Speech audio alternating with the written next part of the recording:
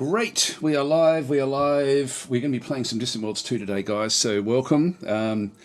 Please ask questions as we go through this, or I guess if you're watching this right now, you're watching it in the future, as in it's the live stream would have already sort of finished, but I do actually have ask questions there in the title, so please just ask away.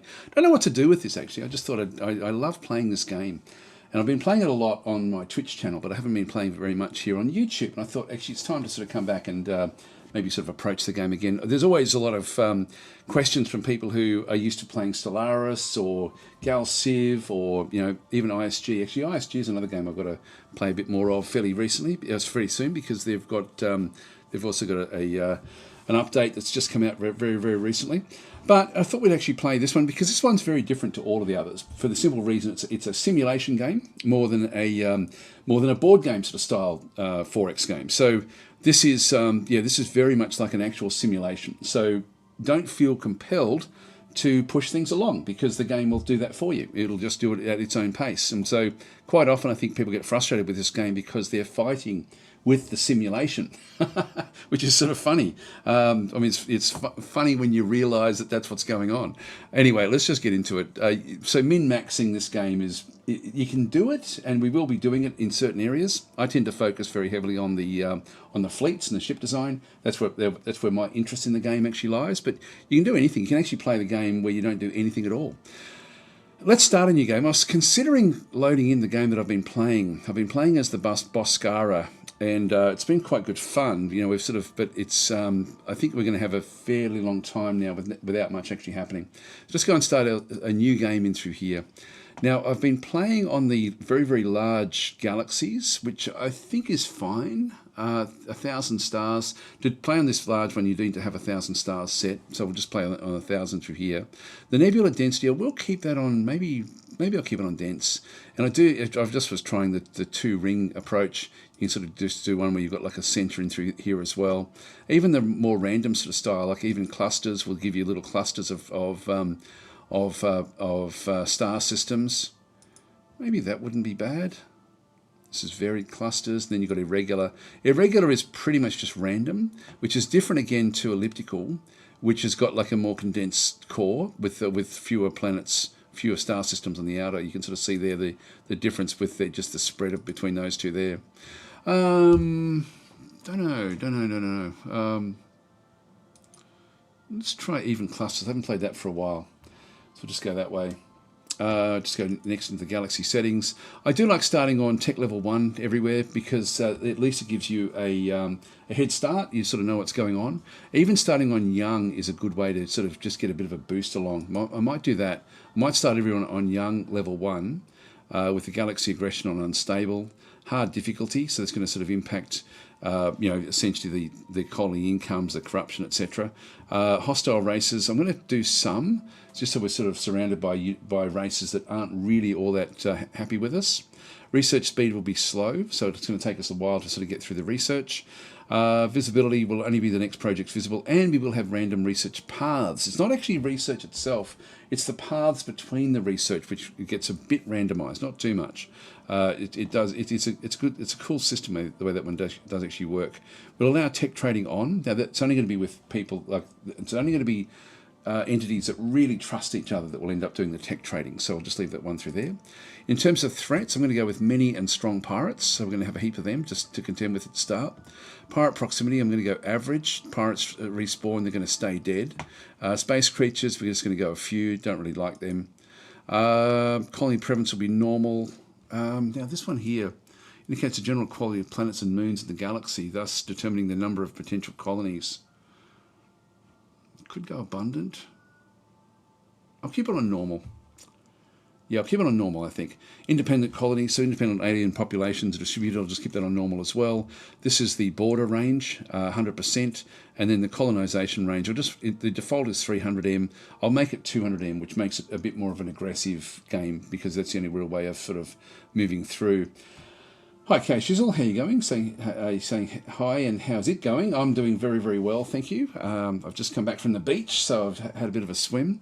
It's a bit murky, the water today, because we've had a lot of rain, so all of the gunk washes out of the creeks and rivers and into the ocean. So it sort of leaves it a bit, not dirty, but it's just murky. Anyway, it's not too bad. We've had a lot of rain over the last few weeks here. I'm going to go random. I will actually, I'm not, there's a few factions I really don't like playing. I don't like the Teekans and I don't like the Xenox. So if it's one of these two, I'll start again. Next is, I'll just go Empire Flag, I'll let that one, and just the government will only be the one that whatever's allowed by the actual race itself. Case user then saying, "Oh no, it's fine." Like it's sort of, it was just in, yeah, it was a bit. It was also the water wasn't great today. The waves weren't great, so they were just a bit. It's just a bit of a washing machine today in the water. We're going to go young here as well, so we're going to start off with a little bit more of an expansion than what we normally would, which is going to then give us something to do. But it's also going to give us. We're going to know where all the resources are around us if we start off with young. Home system will just be normal. Tech level 1, that'll be okay. I'm just going to go random. I'm just going to go, rather than, I could start in the center. That will sort of make it a little bit more exciting, I guess. But we won't know, yeah, it's going to all come down to the clusters that we're in. So dominating a cluster will become one of the important things, depending on what faction we're playing. Other empires, I'm just going to go with, say, yeah, I'll go with, say, 14 other empires. I won't set up I can turn this one on and then add in different sorts of groups in through here. We don't have anything where we can really sort of designate like, I wish we could do it where we end up with enemies. Like it's okay if you know what you're going to be playing, but we don't know. So I'm just going to go and ditch that one, just turn that one off. And victory conditions, all of that on, 60% threshold. All of the general story events are on, except for the race-specific story events. I've turned them off. Colony events are on as well. If you don't like, for example, the Hive ships, and I know some people don't, just turn it off there. So this is the Hive and Abandoned Planet Destroyers. So you can turn them off if you don't want them. I'm going to leave them on because, yeah, they're just part of the game. Anyway, I love that you got the choice here with what you can then go and do. It's very, very cool. So, as I said before, it's a simulation game more than anything. And I'll probably say that a few times during this stream because, you know, in this case, we don't know what we're going to get. We don't know what's going to be around us. We'll soon find out. Who will we be? Hi Ace B, saying, hi Daz, I wanted to learn to play this game. Is your tutorial from last year still valid? Yes, it is. Yes, very much so. Hi Lars, how you going? And Case User saying, what is the best species-specific win conditions? They're all different, actually, and they all play well. Xenox is the only one I don't like playing. The Teekans are just a weird way to play the game, but they're still viable.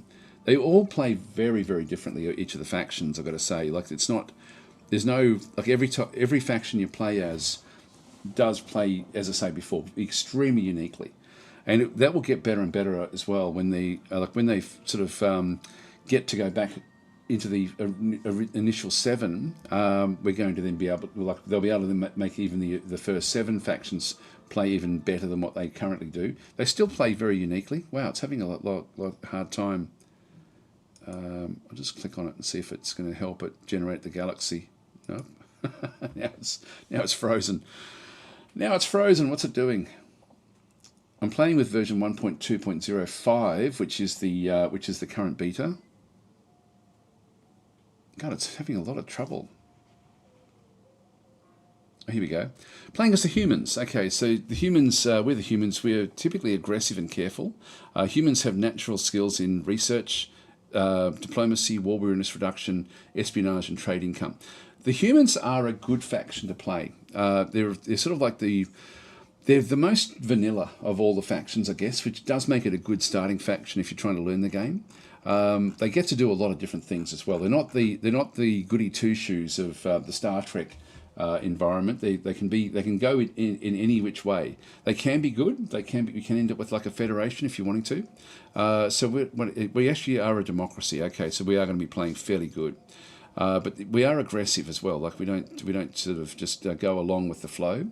Anyway, let's go. We've got 2 colonies. We've got Ildi and Prepperdoc. These are 2 moons by the looks of things. So our home colony, hang on, here we go. We've got actually 3 colonies in total. So our home colony is Asmodike 4, a continental planet in the Asmodike system. That's okay, we'll just get started. And here's our little cluster. At least we started in a cluster. If we didn't start in a cluster, I'd start again as well. Now we'll pause as soon as we get in here. Oh, it's good. It's now starting on pause, which is great.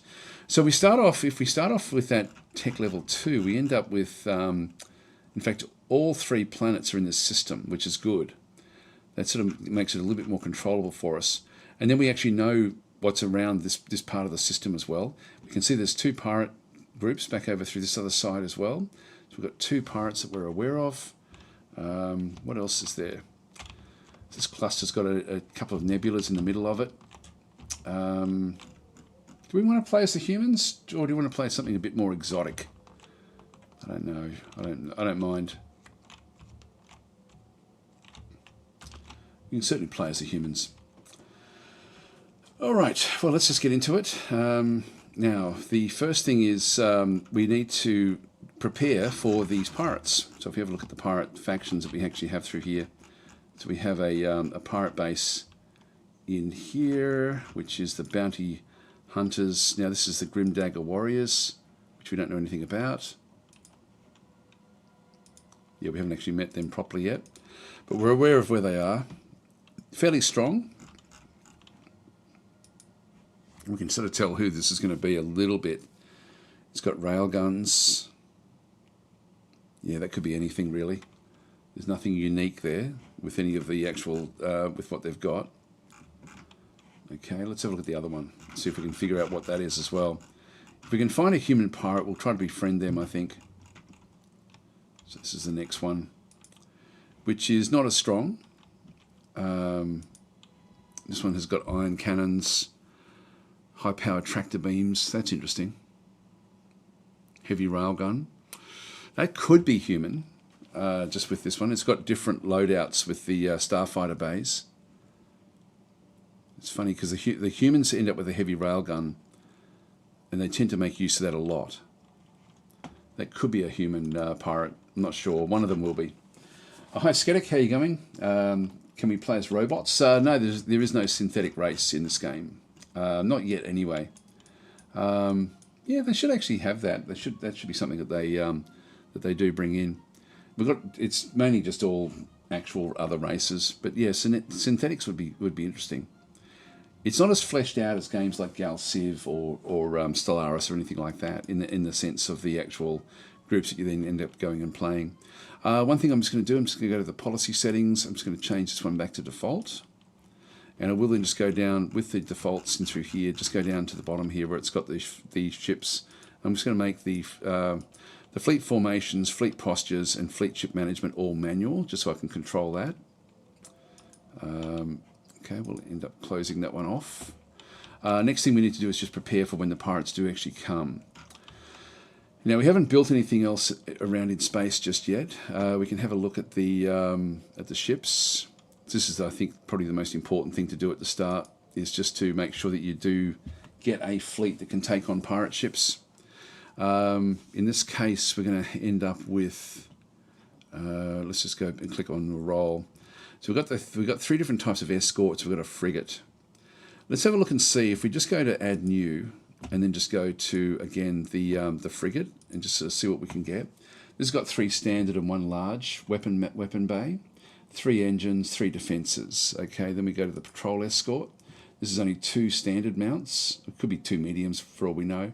3 engine, only 2 defences. The heavy escort is only 2 weapons again, 2 engines, 2 defences, so not a hell of a lot there. But these will definitely be larger. And then just the old escort on its own is just 2 smallish, 2 standard size weapon bays, 2 engines, 2 defences.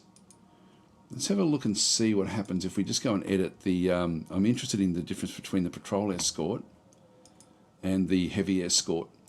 And so this one has got... It doesn't have any weapons that actually face the back.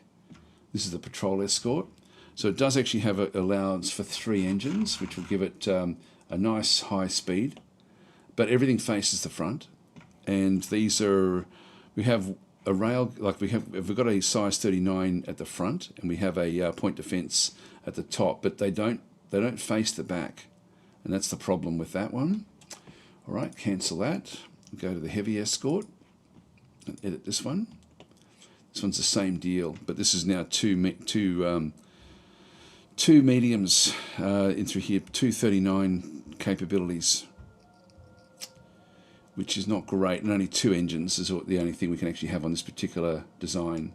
The third engine, does. I wish they would get rid of this and sort of hide it from designs that don't have a third engine mount. It does it because the model has it, but yeah, it's not the best way of doing it. So Cal Lee is saying, always found paying pirates cheaper than fighting them, at least in Distant Worlds 2. Yes and no, but they get stronger and stronger and stronger. Also, it does impact your relationship with the other empires. So it's one of these things where I always try to have one that I pay off, but no more than one, because it can be quite a drain on your resources if you're not careful.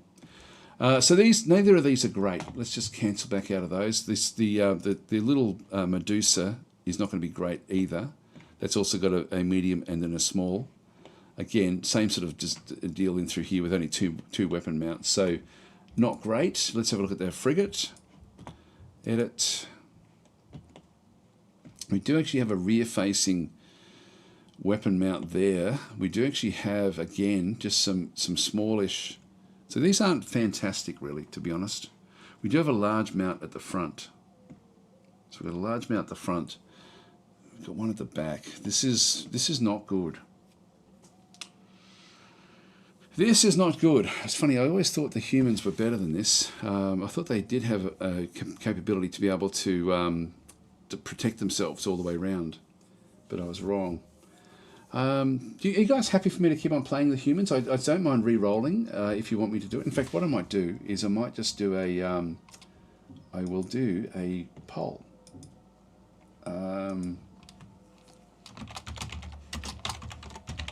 Start faction. I'm gonna put in 3 options.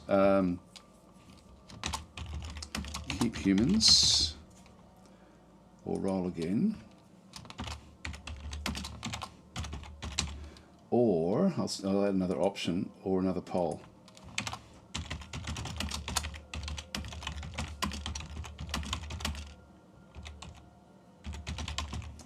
List of factions, there we go. So I'll just start the poll.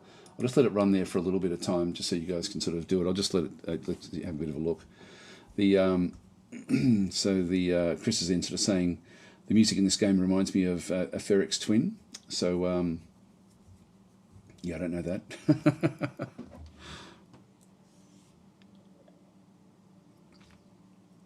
Okay, I've got a few there with she was 50-50 there with humans now. Just keep playing as the humans. Yeah, it looks like humans are going to win this. Just have a quick look and see. Yep. So yeah, no, that's okay. I'll end the poll there. That's enough. 70% is good enough. So let's go that way. We'll end the poll. Right, done.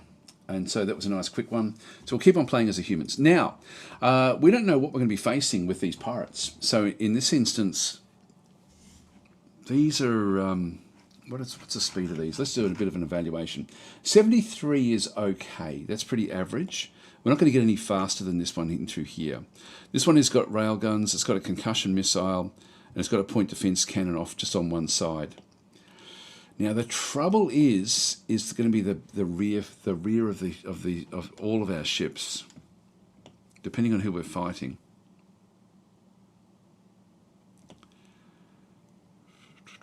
What we might do, let's get rid of, we are editing this, so we'll just go back in and we'll have a look and see what we can put on. Now we've only got like short range, we've only got small weapons that can be placed on either side here. Let's first of all just go to the actual, the components, the filtering of the components.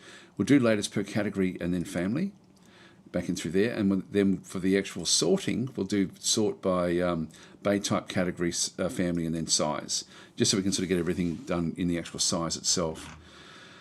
So we don't have anything special.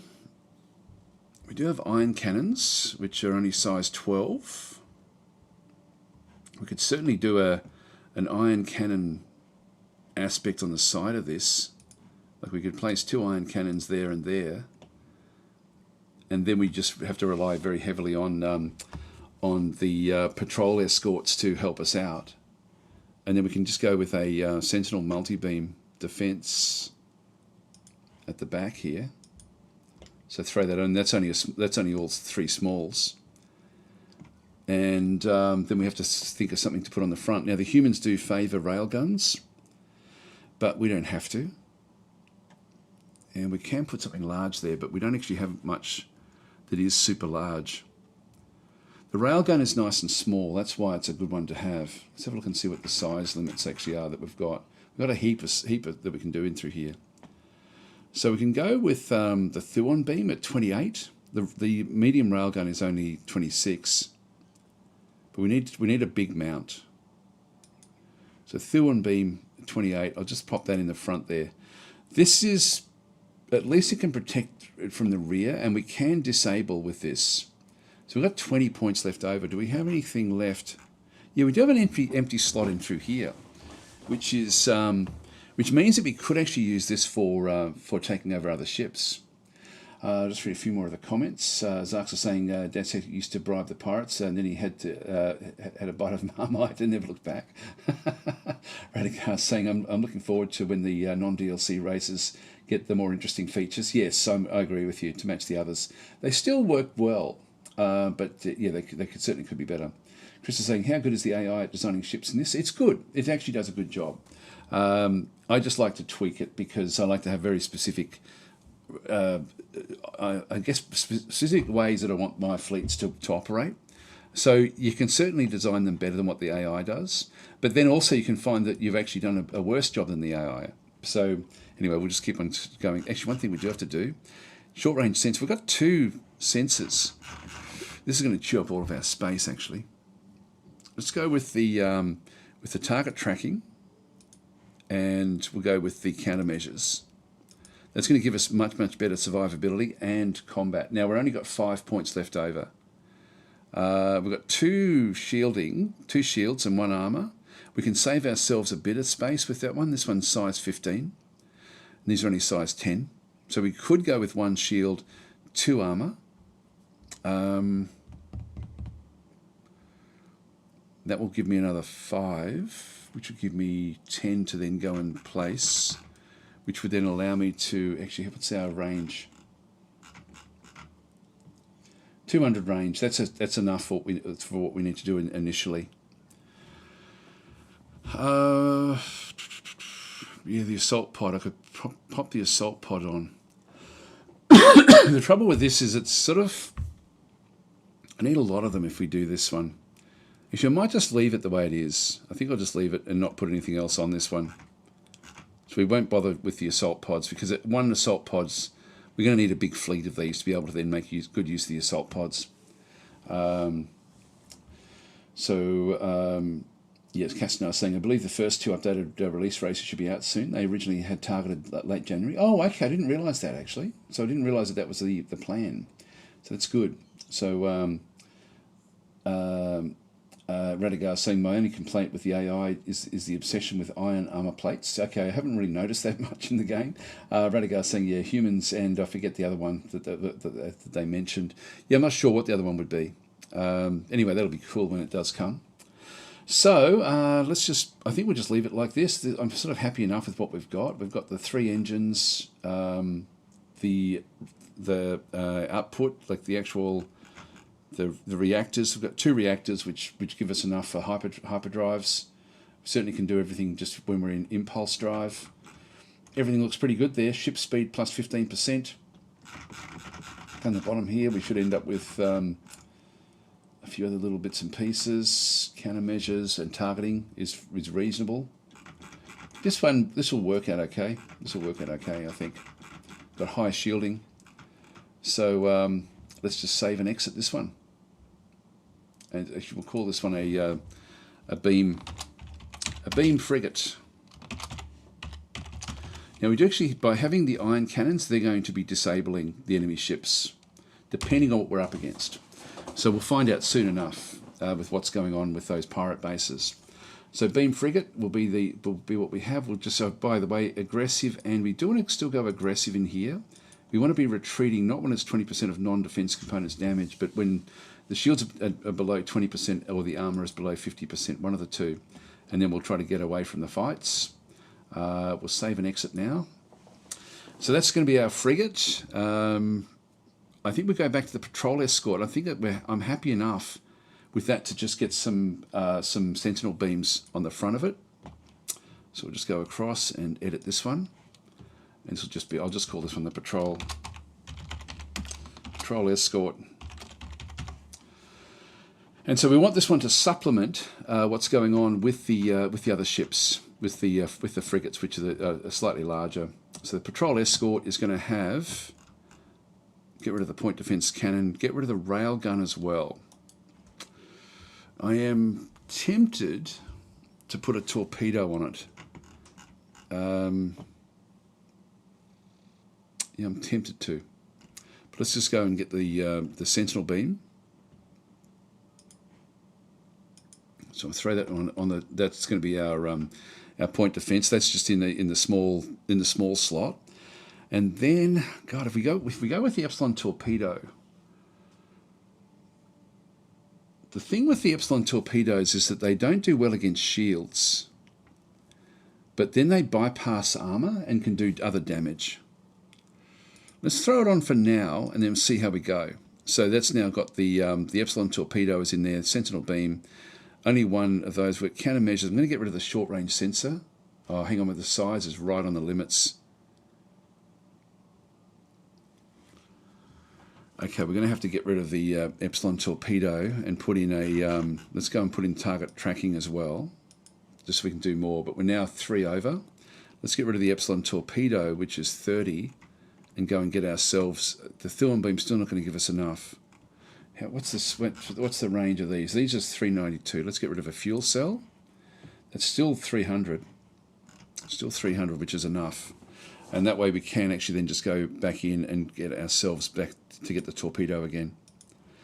So this will be just so this one will have a torpedo, which will then bypass the armor once we get the shielding down. So I think I need to have 2 of these for every one of the other because we're going to be relying very heavily on the point defense from the top. That I think works out okay. It's all good. Okay, so that's, and again, we've got enough with our fusion reactors. We've got 2 fusion reactors on board. Very, very high speed. Again, we'll just go to aggressive and 2050. Position will be a close escort. I'll place it there, but it won't be. It'll just do its own thing. So we'll just go and save an escort, exit out of this one through here. By the way, I just have to make sure that anything I change when I do it this way, where I edit, I do need to manually make it so that it's going to be a manual upgrade from that point forward. We don't have to worry about the others. I think I'll actually make them manual as well for both the escorts, so all the escorts will then be manual. That'll do us. Now, it's not super strong with what we actually have. I'm sort of used to playing with some of the more aggressive factions.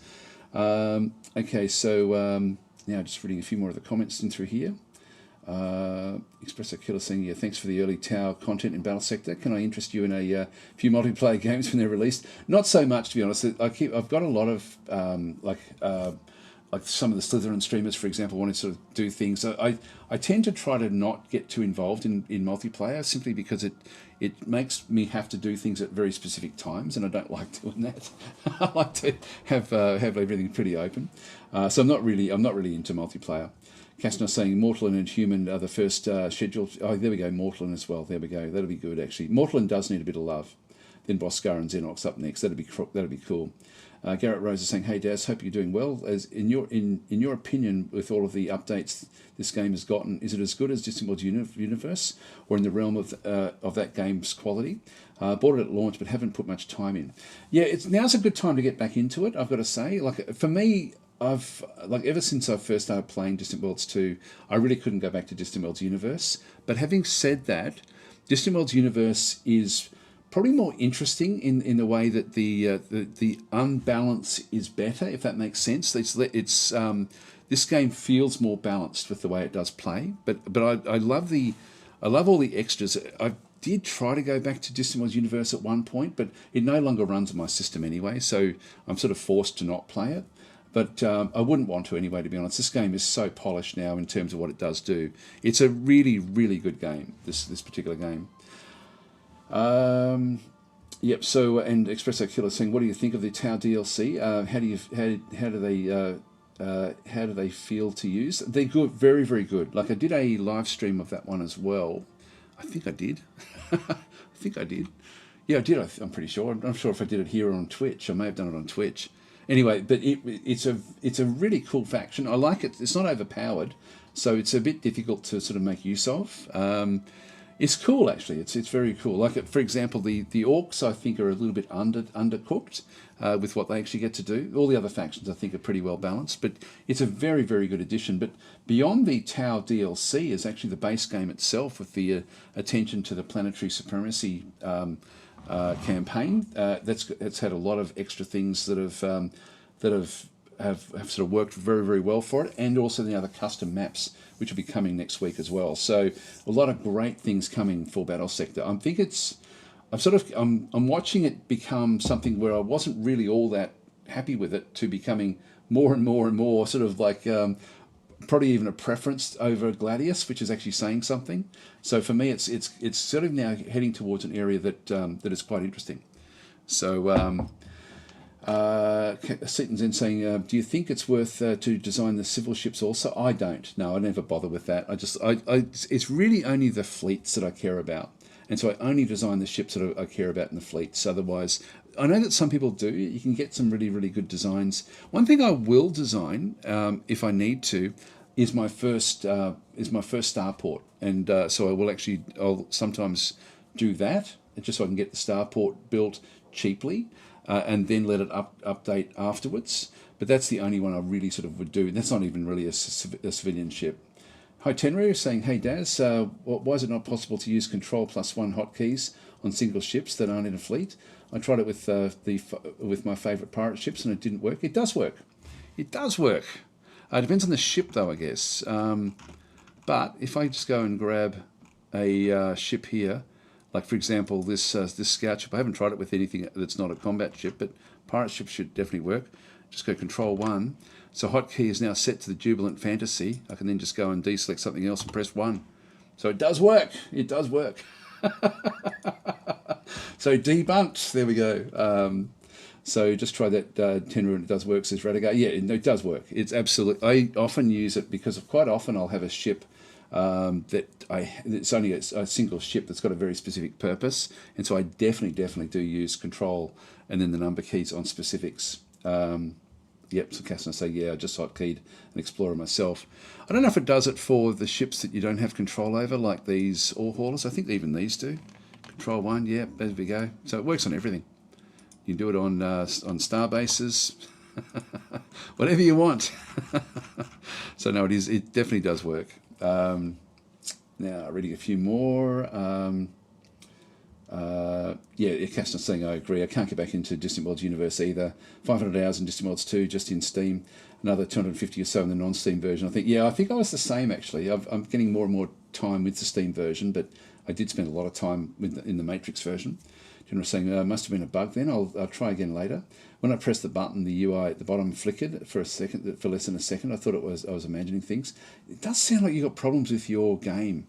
I would be, like I don't know whether you're running mods or anything like that, but I'd be ditching everything. I'd be completely uninstalling it, removing everything and reloading, because you do have a lot of problems with the game that no one else seems to have. So I think there's something wrong with the system that you've got there, with the way it's working. Unless you're like on some Linux or something like that, where it's running something completely different.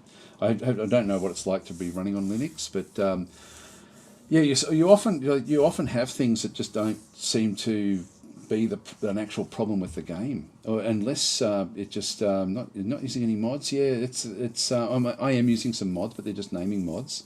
But yeah, it's weird. I'd be completely reinstalling if I were you. doesn't sound right. All the different all the problems that you do end up having, and they seem to be quite frustrating problems. Okay, Tenry saying installed the game less than a week ago. Oh, okay. Did you not? Did you make sure that you deleted all of the files that were in the actual Steam library? That would be another thing, I guess. Just read a few more. So Garrett's then saying, "Gotcha. That's what I thought with the new game having the upgrades it has over the original. Nice to see it blossom. This is all I wanted with the announcement of the game. Yeah, it's sort of this is a very playable game, extremely playable. I tried again and it works now. There we go. It says Tenry. Okay, yeah, don't know what it would have been.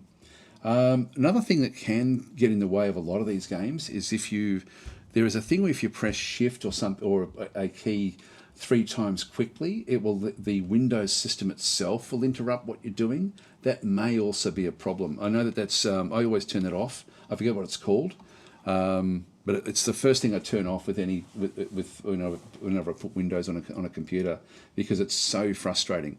It gets in the way of so many different games. So Garrett's Rose is saying, chat the base races are getting a facelift. Is that right? Yes, it is. Yeah, they are. Eventually. I thought they would have come before now, but they are working on them. So Redigar saying they're getting mechanics updates, not updated ship models, I believe. Yeah, it's the extra little bits and pieces that they then get. Like the 4 of the factions have got very unique government types, very different ways of sort of, like, for example, getting tech and things like that. They're very unique. They don't have that done yet for the original 7 factions, but they will come. Espresso Killer saying also toughest to use 100%. I play this is back in Battle Sector. I play mostly multiplayer, also on Twitch, but done the campaign in PS many times. The game fills a great niche. The tabletop games, but rendered in a beautiful it really is, isn't it? It's a beautiful game. It always was beautiful. I just thought that when they first released it, only having the first 2 factions didn't really flesh it out enough. They should have released it with 4 factions, I think. So and also the planetary supremacy was abysmal when they first launched it. It's getting better and better though. I sort of enjoy playing that one.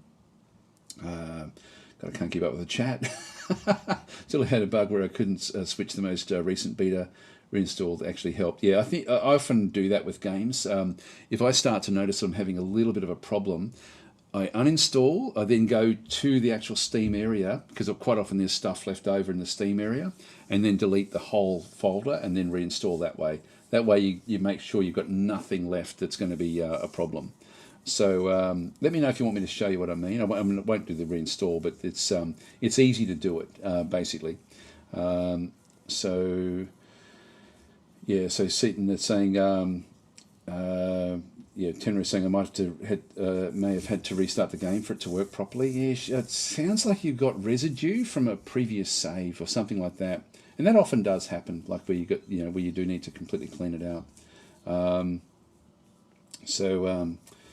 Use the Dayot's government when I play as humans usually. Oh, okay. That's cool. So you override what does go on. That's interesting. Tenor is saying reinstalling is not a problem. The fact that the game deletes my settings annoys me, which is why I don't like reinstalling Distant Worlds 2. Again, you can just save them somewhere else and then bring back the ones that you do want to keep.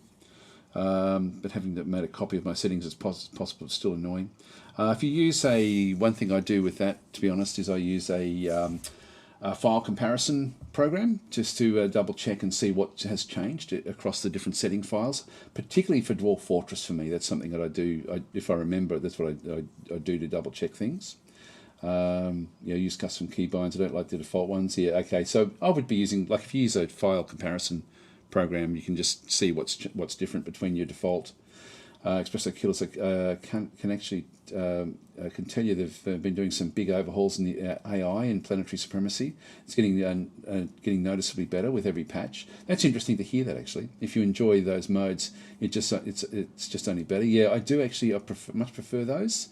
And I haven't liked the AI, to be honest, in Battle Sector. I thought it's very weak. But I'm glad to hear that they're actually giving more attention to that. Curry Munch is saying, how is the modding scene in this game now of Distant Worlds 2? Last time it was pretty sparse. I think it's still pretty sparse. I haven't looked for a while. Espresso Killer something to distract or fill the battle sector. No, that's okay. That's what we're here for. It's just a live stream. I think if it was a live stream where I was really focusing on the game, I wouldn't be going off to different games so much. But yeah, I don't mind. I don't mind what we talk about. So you can say not at all. I have my eye on it for a while. Hearing good stuff about it might just push me over the edge to finally buy it. Anyway, let's actually have a look at. Sorry, I'll just go back out. I can't really. Just see if I can get out of this. No, I can't quite get out. Oh, here we go. What was I going to have a look at? I was going to look at the... Let's have a quick look and see what the mods actually are with this one. So, just go and click on Distant Worlds. I'm playing with the open beta, by the way. Sometimes it does introduce some bugs, but you know, the current version of it is pretty damn good. If we just go back in and... So if you are going to delete everything, I would just go back to manage and then browse local files, and then just go back up from there. And when you delete it, just keep this one open and then delete the whole folder. So that's just an easy way to get to the folder that you need. In terms of the mods, the workshop, it doesn't have a hell of a lot. There's a few that I've got installed. Refreshed resources, that's interesting. It's interesting that's... let's have a look at the... Go to the most popular over 3 months. Okay, so this is actually interesting. So replaces the default resource art assets with new images and coloured backgrounds for easier reference. I did this with Distant Worlds Universe as well, just so you can sort of see what was going on. So it doesn't actually change much. It's just a graphic mod. Okay, so it doesn't do a hell of a lot. Yeah, colony, no colony bonus using construction. Blue backgrounds, colony development, green backgrounds. That's actually cool. This is a very cool way to do it. This is exactly what I did in Distant Worlds Universe with my mod for doing the same sort of thing. Not as detailed as this, but I did actually split them all up in the super resources with yellow backgrounds. Yeah, it's cool actually. Yeah, it's cool.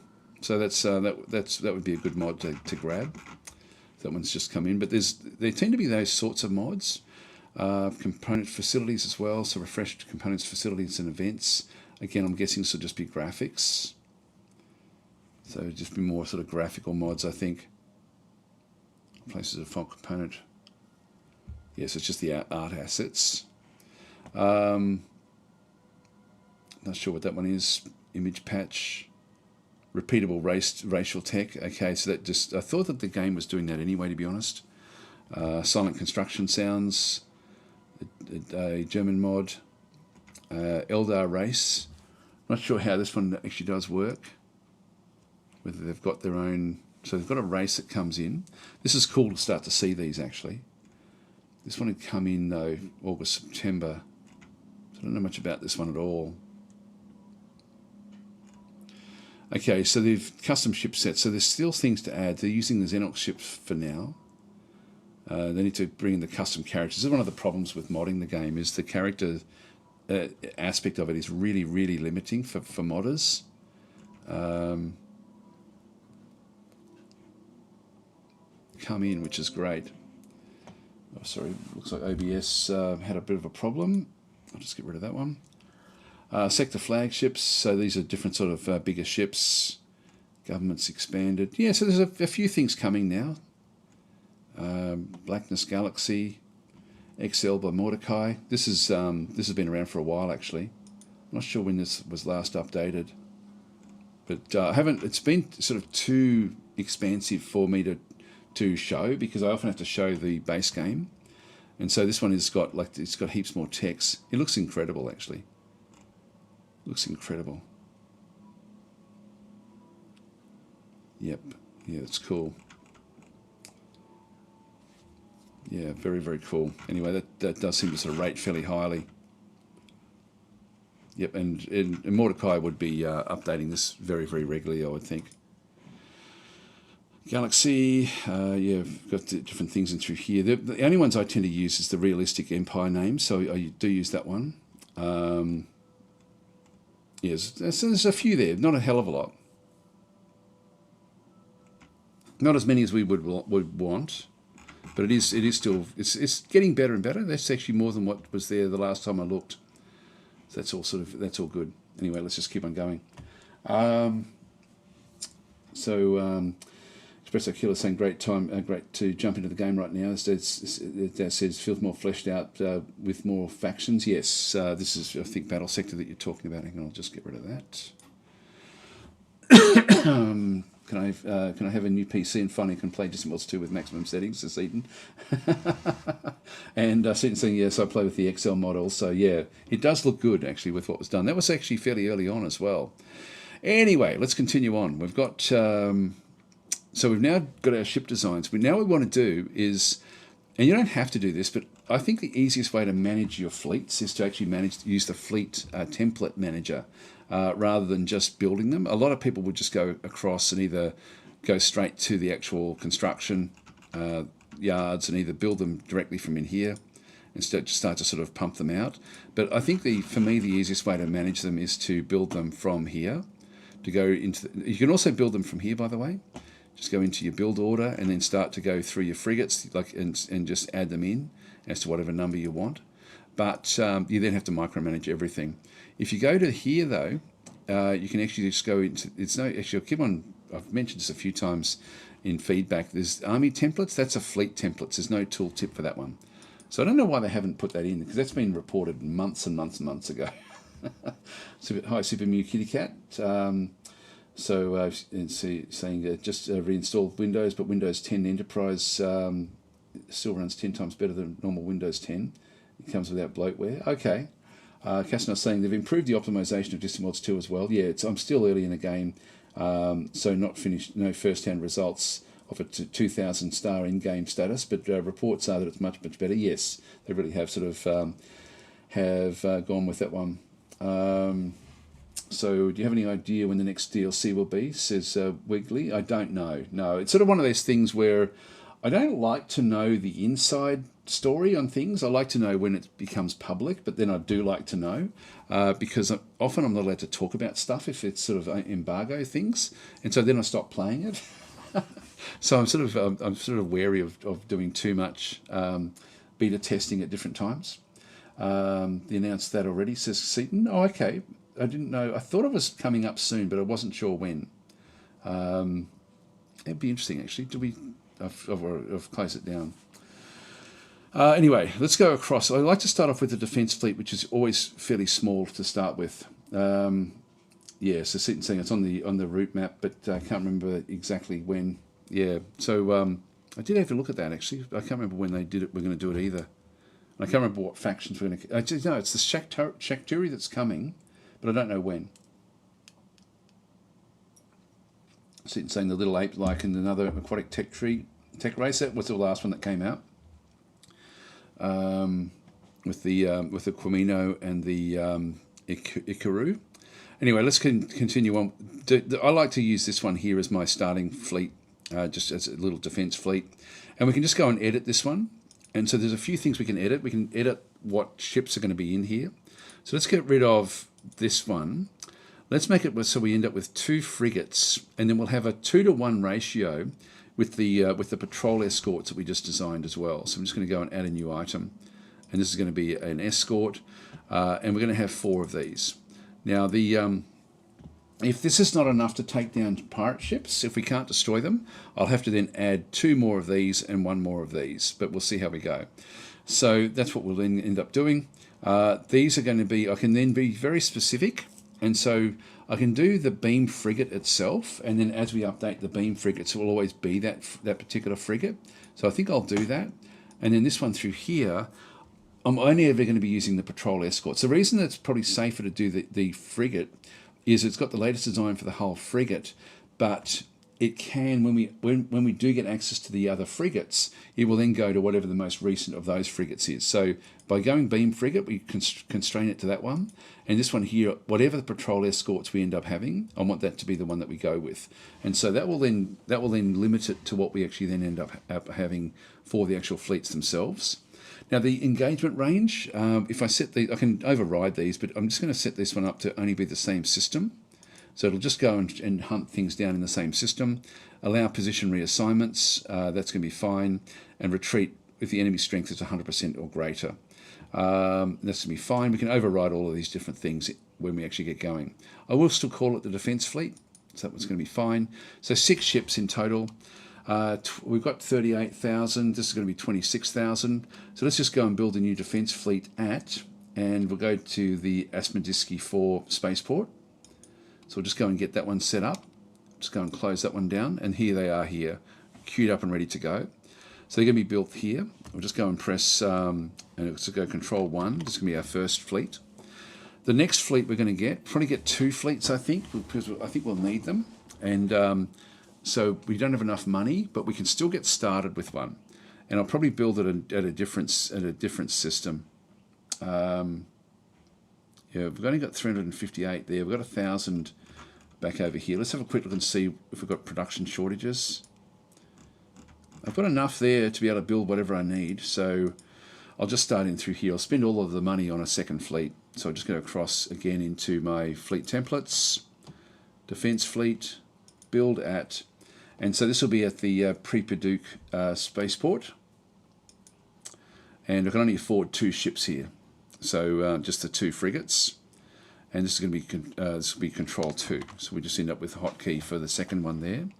And when we start to get more money, we can then sort of start to bring more in there. So I just want to make sure that I'm on top of things before we run into the pirates. Let's just now unpause the game, and then we'll just let the different explorers and things just go off and do their thing. Okay, so Cassana's saying by the end of Q2 for the next expansion on the roadmap. There we go. That's cool. So do you see what the 2 new factions are, says Seaton? So Espresso Killer's going to head out. Great to discover your channel, Daz. Have a good one. Thanks for that one, Espresso Killer.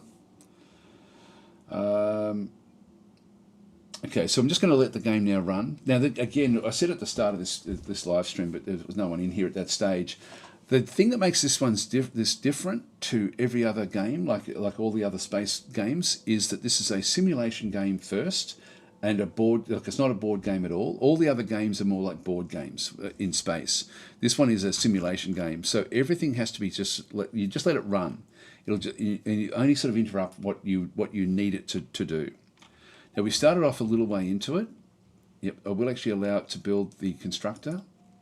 But see, we've got a bit of money here now. We've got 5,000. If I just go back to the second, because I've told it what I want it to do, I'm going to top up with ships. There we go. We've got ourselves another patrol escort queued in. So as we get more and more money, I'll just keep on building up the 2 different fleets that we have. And we'll then need to find a pirate ship and just see what happens if we can take it down.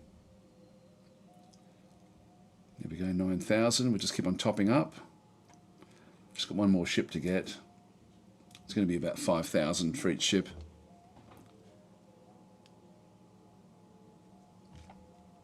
So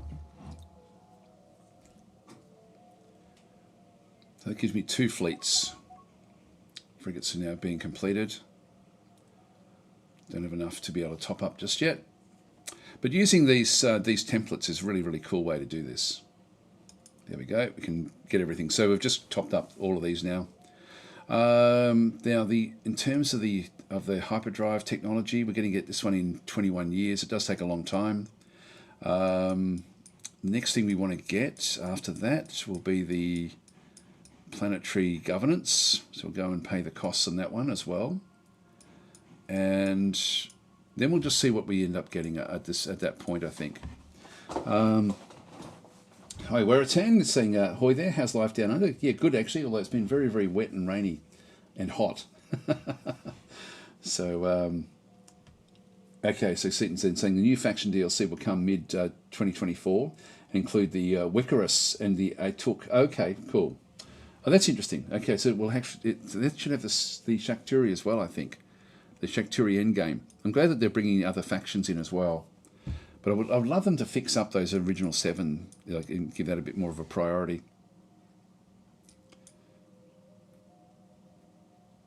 Seaton saying, if you want, I can link it. I don't know if it'll take the link. You could try and see what happens. It may be that Nightbot or something will give you a warning. You can try if you like. Here we go. Now it wants to build troop cloning, which I'm going to allow. So I'm just going to go and say, yes, we'll do that. An armor barracks as well. We'll do that one as well. And then build ships. It wants to build a small troop transport and a construction ship. This is not what I want. So, okay, so Seaton saying, yeah, the Shakturi DLC comes first. The new factions DLC later. Oh, okay, cool, yeah. Let's decline that, but it is actually wanting to have more constructors. So I'm just going to go back in, and can we afford them? No, we can't. So we can't do that anyway.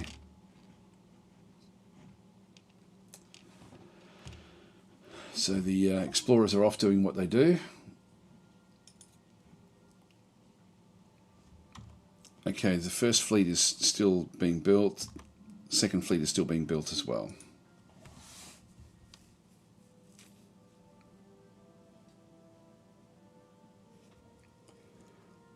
Yeah, Redigar saying, looking forward to the Shakturi and hopefully the Players Pirates expansion. The Pirates one I'm looking forward to, not so much the Shakturi. I don't really care much about that one. I do want the other factions though. There we go, more frigates now. So that's all the frigates built. And we've now just got the patrol escorts to build. Here we go.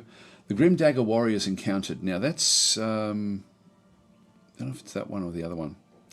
Anyway, we encountered a new pirate faction in the Asmodisky system, the Grim Dagger Warriors. This pirate faction is predominantly composed of humans, same as their empire, although they are pirates. They could prove useful allies if handled properly. So initial communications have gone very badly. We accidentally insulted the humans, causing great offence. Now, if we can still befriend them, I will do it because they're the same faction as what we are. So I'll just dismiss that one. Now they're going to start attacking. We should actually, if you, oh, this is a little tip as well. When you're in this sort of mode, looking at the actual areas, you will actually get your different fleets showing up down the bottom through here. As you come into a system, when we get to here, we then get to see a bit more detail. We've got the fleets. We've got any of the bases that have been built in through here as well. The actual the ships that are in through this other side. Now most of these are being constructed, so they're not really going to be all that viable. Then we've got like the Raging Vengeance, the Discarded Hydra, and so we've got 3 pirate frigates that have come into the system, and then we've got a whole lot of just civilian ships that are in here as well. And again, we can just go from ship to ship if we're interested, but we can sort of see that they're all targeting. They're targeting this system here. So when we come and have a look, we can then see, okay, what are these pirates all about? And so they are going in to raid this mining station. So we've got a mining station on here, which is mining a polymer and also a Vafuvescent. I think I will actually download that mod, you know. I think that's a good way to do the color coding. I know that when I did it for Distant Worlds Universe, it was something that I found really, really helpful. And it would be good to be able to show that. So we've got the new frigates are now completed. Now the trouble we have is that these are too strong for us at the moment. So I'm going to leave this mining station. I could double up everything and go after them. One thing we do want to have a look at though is just see what they've got on board their ships. There's a fleet frigate. It's got a railgun at the front, concussion missile at the back, and then a sentinel beam off on the port side. It's got heavy armor and Corvidian shields, but we can't take these on just yet. We're not, our fleet we're not ready for that. So the second, now there's got no mission, and the first has got no mission as well. We'll just monitor what happens with these fleets, because I don't want them going off.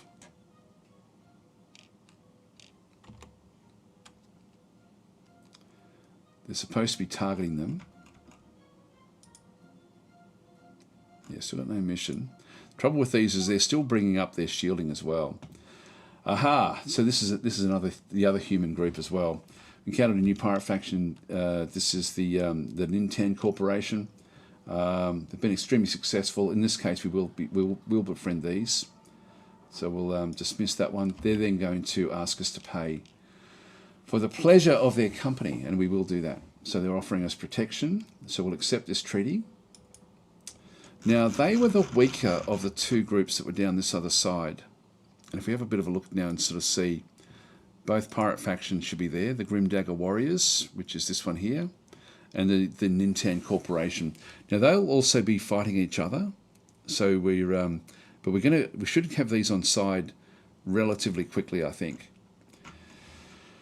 Everything else looking good. Yeah, what we don't want to be doing is going off after these pirate ships, so there's even more now coming in. Here we go. This is interesting. There's now two different groups of pirates. So they've got small, heavy escorts going in against the bigger groups. So they should start firing against each other. Yep, so they're going to attack. They're also offering us protection. I'm going to decline that. Now, the other thing we want to do is we've got 11,000. Our cash flow is pretty good here. And so I'm just going to go back across again and have a quick look at my ship designs. And the troop transport, I've got the Argosia too. We don't actually have any of these. So let's just go and edit this one as well. I'll make this one manual. Edit. Now, what I want for this, I want this one to not be an invasion ship, but an assault ship to actually go and take over the pirate ships. We've got 2 assault pods on board. I want more than that. I don't need troop compartments, so let's go and get rid of the troop compartment. The troop compartments are worth 50, and the assault pods are only worth 10. So I can actually squeeze a lot more of these on. So let's just go and throw 2 more assault pods on. That then fills up all of the general slots on the actual ship itself. Still got a heap of space. Crew capacity. Okay, what else can we get rid of? We need to have both reactors. Fuel cell. I could get rid of the fuel cell. Yeah, we've got up to 300. Let's just ditch one of those. That takes us down to 200. And then what that allows, actually, do we need anything else? We've got the short range sensor array, which is okay. Deflection shield, 2 armor, point defense cannon. I'll ditch that one for now as well. Yeah, let's go and put a crew system back in. That then gets rid of those. And then with the weaponry that we actually have through here, this one does have 360 mounts. But what we want to be doing is we want to be disabling the enemy ships. So I'm going to go and throw in 2 more of the iron cannons, which are for disabling. So we'll just do it that way. So it won't do much damage, but it will actually disable the ship and then have it ready for the 4 assault pods to come in. Now we should be able to get away with just 1 ship initially. So I will actually sort of just do this one. If we just go and save, this will be the assault transport. We have to have at least 1 troop compartment on an assault ship. If I get rid of that one, like I'll just do it and show you, it says it's now 1 defect. So I absolutely have to have at least one troop compartment on these ships.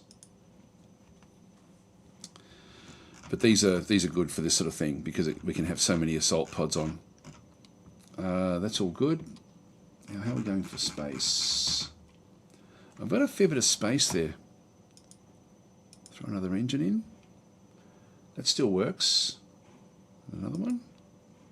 No, that one's over now. Let's ditch that one. We just get 3 engines. That should be heaps. Yeah, the speed is a bit slow, but that's actually okay. Yep, we'll save and exit. Actually, this one we want to go neutral and... We'll go neutral in here. And again, we'll just go... It says shields below 50% or any armor damage.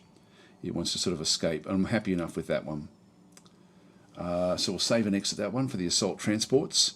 And so I just need 1 of these just to take over damaged ships, really. So we'll go and start to build 1 of these. So we'll just go back into our build queue in here. The troop transports. Just go grab 1 and purchase.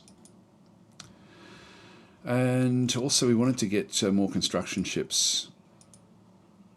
I can only afford 1. So So we'll purchase that as well.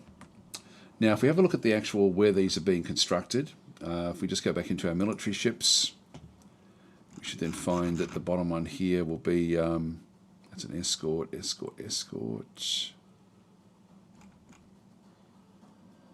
Oh, there it is, troop transport. So with this one here, I'm going to make this one control group 0. So that way I just know to pick up that one at the back end of everything. And we're going to make this one fully fully manually controlled. I don't want it going off and doing different things. All right, in the meantime, we'll just let the pirates battle it out amongst themselves. Now we need to just give our ships enough time for their shielding to come up.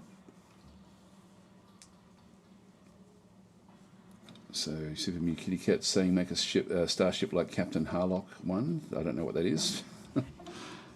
Oh, here we go. Now see how we're coming in to attack, and these aren't ready.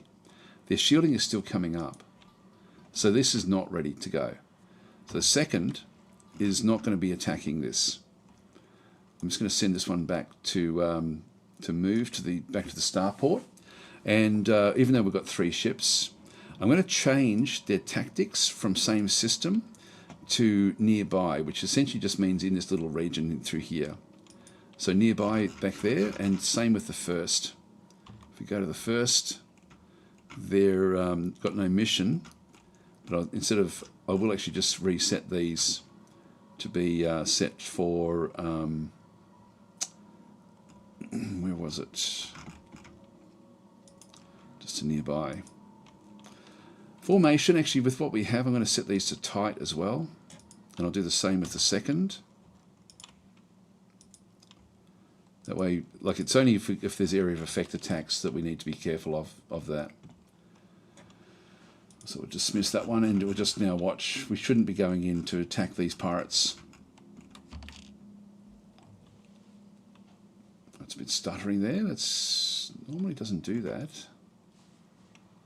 That's interesting. Yeah, that's better. It's caught up with itself now. So they're going after this mining station. I'm just going to have to let them take it for now. Wow, there's heaps of them coming in. These are all the ones that are friendly.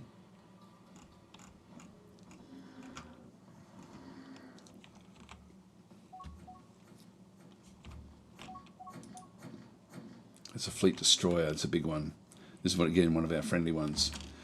So we've got discovery. That's okay. We're going to be finding a lot of these. New escort completed. Accept trade. Sell some secret information. If we have the money, we want to keep on doing this one. So we're going to accept this trade. They gave us the great library of Alpha Mayon, which if we have a quick look at where that one actually is. So it's in this system here. Whoa, what have we got there? Unknowns.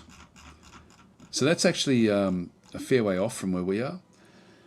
So there's a special location inside this this nebula, but we don't know much about it. That's all we know. So it just gave us that bit of information. But we want to just get them really on side so we don't have to keep on paying them money. Let's just go back out of there. Just watch what happens in around this system here. These should be struggling a bit with the fighting going on with the other pirates. Now we've got this is at Pabuta 6. I will assign any Caslon mission at this stage.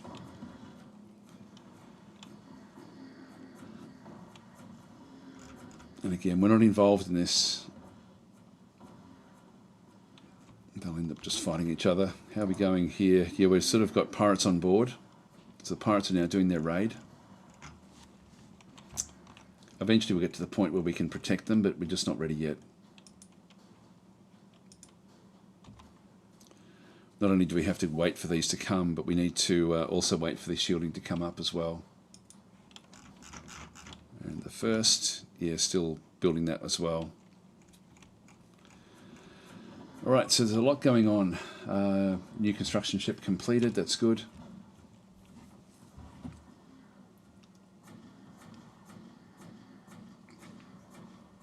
Derek Peterson saying when he's on Twitch, I go into chat regardless of what game he's on and ask about securing the Caslon. Yeah, we do need it.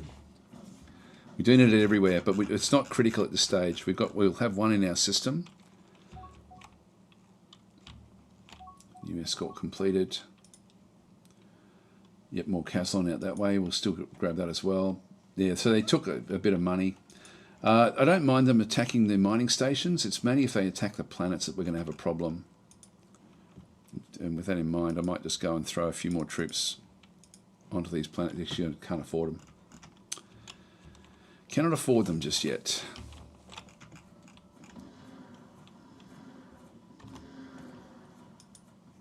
Yeah, so we're better off waiting for the shielding to come up before we go in to attack these other pirate ships. The one's struggling.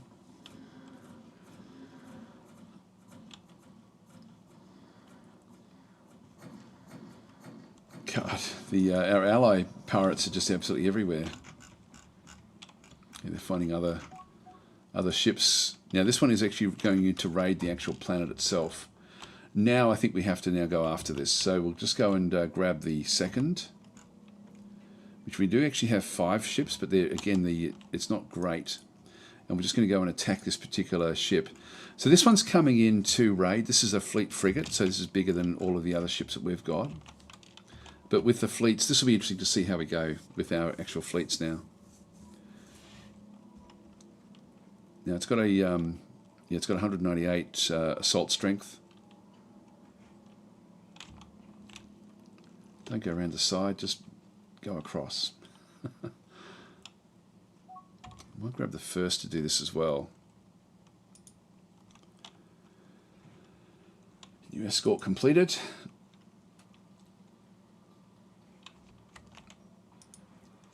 Now the actual range, if we sort of hover over these, over its abilities in through here, that greeny sort of browny colour is that one there. That's the range that it requires.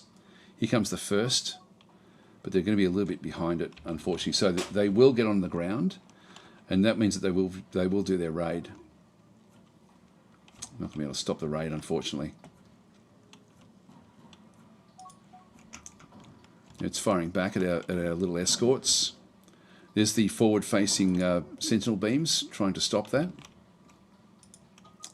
There goes the pirates. That's their away team on that little barge.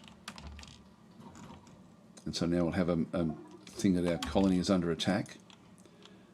They're not on there yet, but they will be. Colony attack. Yep. So it's under attack by the warriors. Ground battle rages, and actually they've already done it, so that because we didn't have any protection at this stage, we had nothing really there to protect it, so they were in and out. We do have a new spy.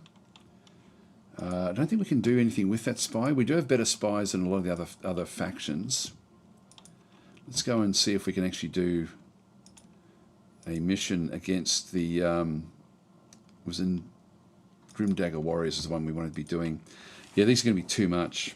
Still research information. It's too difficult, so we won't worry about that one. We'll just go back across and just go back to counterintelligence again. So when we start off with higher tech levels, which is what we've done, it is hard for the for the spies to do what they have to do. Here goes the... now we've hit that one with a couple of torpedoes. They're not going to do great damage. More torpedoes coming in. Now we've lost our shielding here. That's got to jump away. Now we're going to the pulse rifles. Everything else is now happening. It's also trying to jump. Now if the frigates can get in close enough, we might be able to use the and disable. We have actually now disabled. If we have a bit of a look at this one here, we've been able to use the this one here is a patrol escort. Where's our frigates? That's patrol escort as well. The frigates must be close enough. Where is the frigates? Oh, there's a beam frigate there. Yeah, this guy here has actually now done done some, like he's actually attacked. And so if we have a look at what he's got, he's got the 2 iron cannons. The iron cannons are built for disabling. You can see through there, up near the top, it says iron damage engine, iron damage hyperdrive, sensors, shields, and weapons. So they target different things, and that's really what they do. So they're there to basically stop the ships from escaping, and also just to sort of bring them down. And so when we have a look at this particular ship, the Jerix hyperdrive has been disabled by the iron cannons for 11 seconds, and so it can no longer jump. It can still do everything else. Like it's taken some damage to the heavy armor. It's just got slight damage to the heavy armor. It's at 99% health. Everything else is running smoothly, but it can't escape. So it was trying to jump, and now it can't. And so now we can swarm, and this is where it's going to be interesting to see if we can then bring this thing down before it does too much damage to us. Now the shielding is still up, so these torpedoes are not going to do great damage. It's the actual, it's again going to be the frigates. Now it may be that we need to get more frigates coming in to take these out, because these have got the beams. That's what we just looked at there was the actual beam attack from the frigate. So if you have a look at again, that was the Thuon beam, that sort of reddish beam that we saw. Just exit that one, and this one has now lost its shielding. So now the torpedoes will smash through and do even more damage. In fact, you can see there that the weapons have now been disabled, 2 of their weapons, and 1 of their sensors has been disabled. So this thing is now a bit of a dead duck. It's not going to be able to do much. I would love to have the assault transport ready to come in and take it on, but we don't actually have that. So just keep on going. Now it's jumping again because it's now been able to spend enough time to overcome the disabling, but everything is now caught up with it. So we've got sort of other beam frigates, and they're all going to be firing. There'll be a blue beam that will then go in. That's the iron beams. There goes the iron beams in again, and it's still jumping. It may still get away. Yep, no, hyperdrive is offline again. So we can see through there that those the iron beams have now disabled the ship yet again.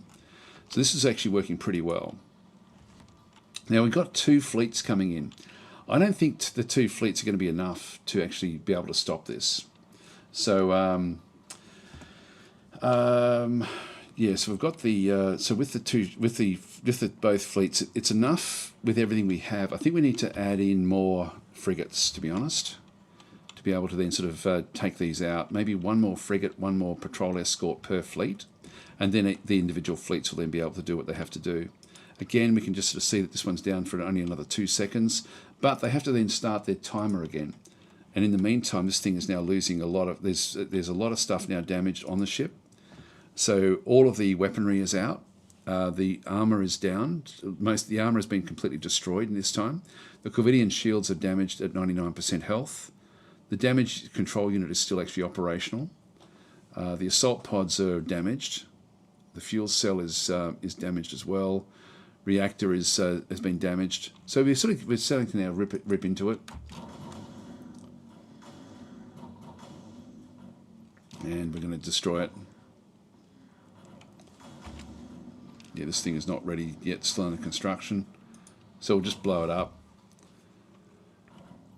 There goes the red beams, straight in.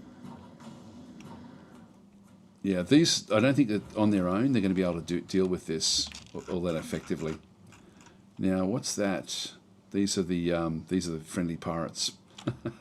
So they've dealt with the other pirates, and sort of they did raid this for the money, but that's actually all okay.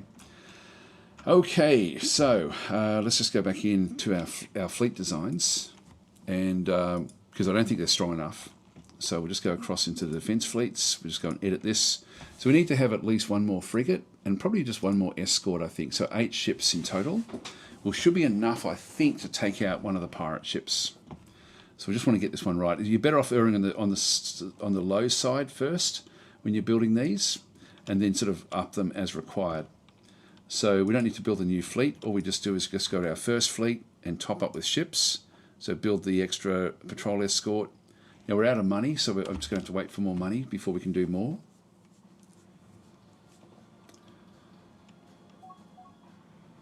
A new admiral has appeared. Now I'm going to go and manage this one directly. So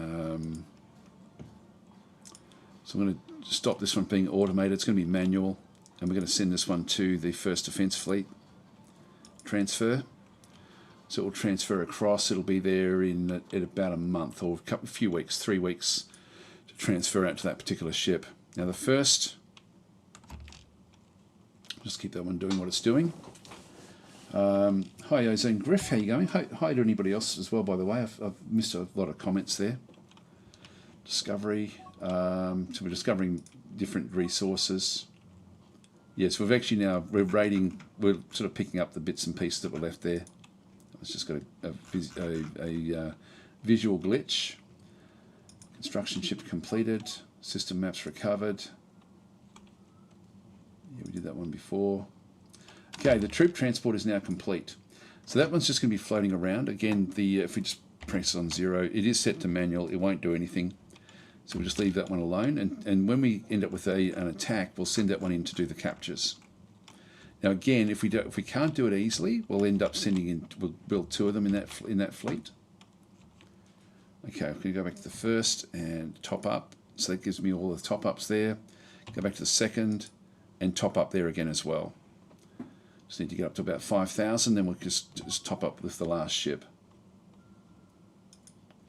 It definitely wants to get all the Caslon.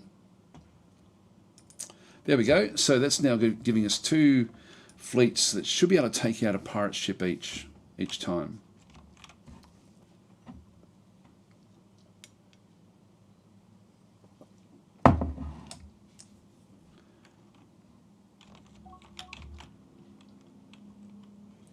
By the way, a lot of people play this game on 4 times speed. You really miss a lot when you do that.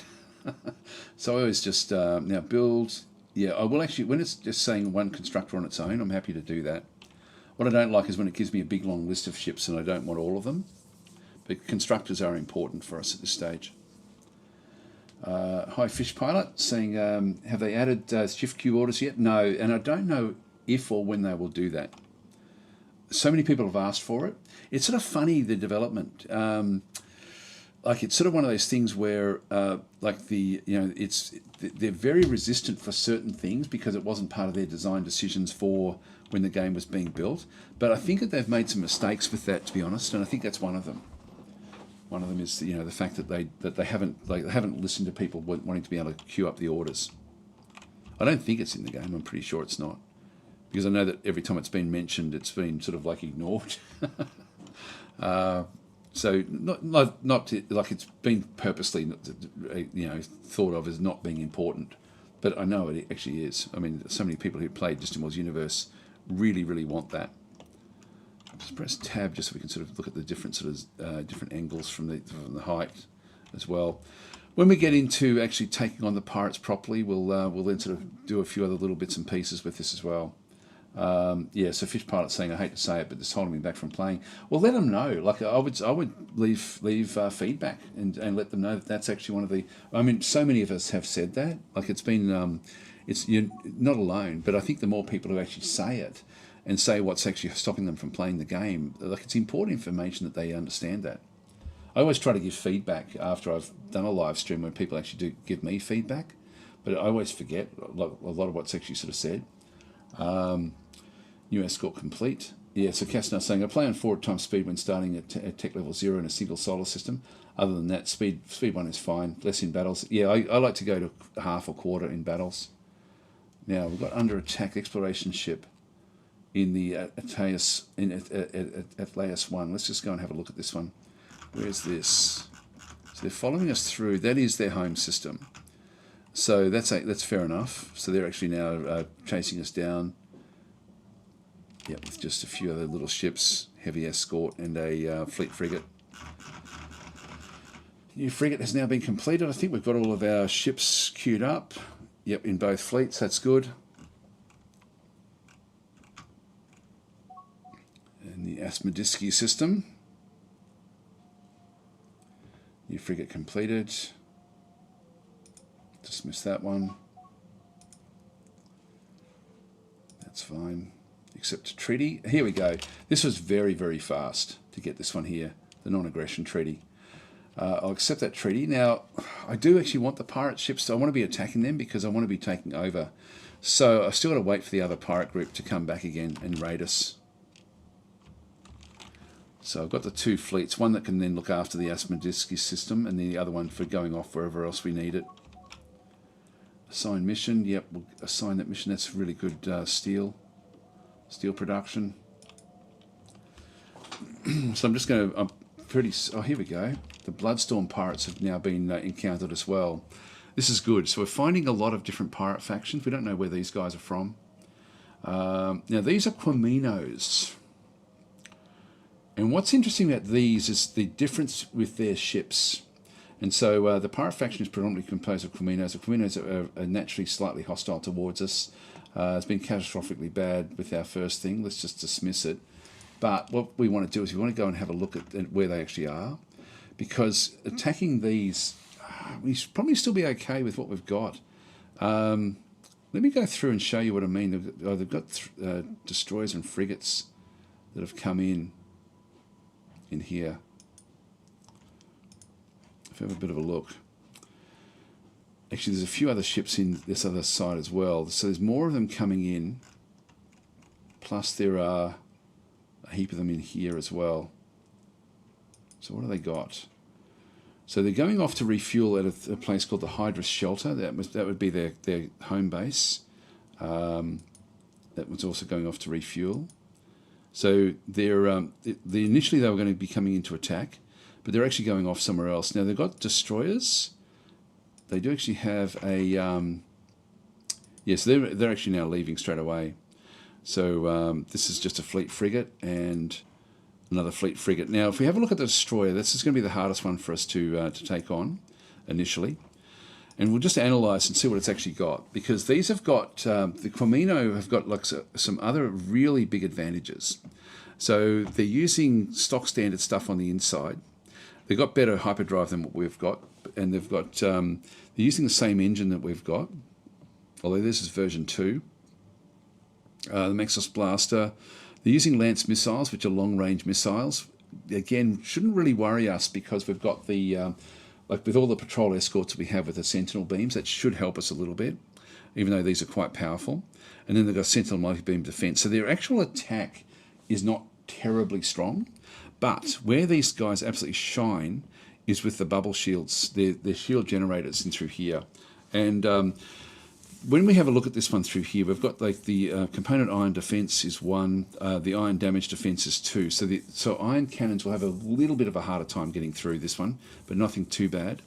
But when we come down, it's the shield penetration chance of only 5%.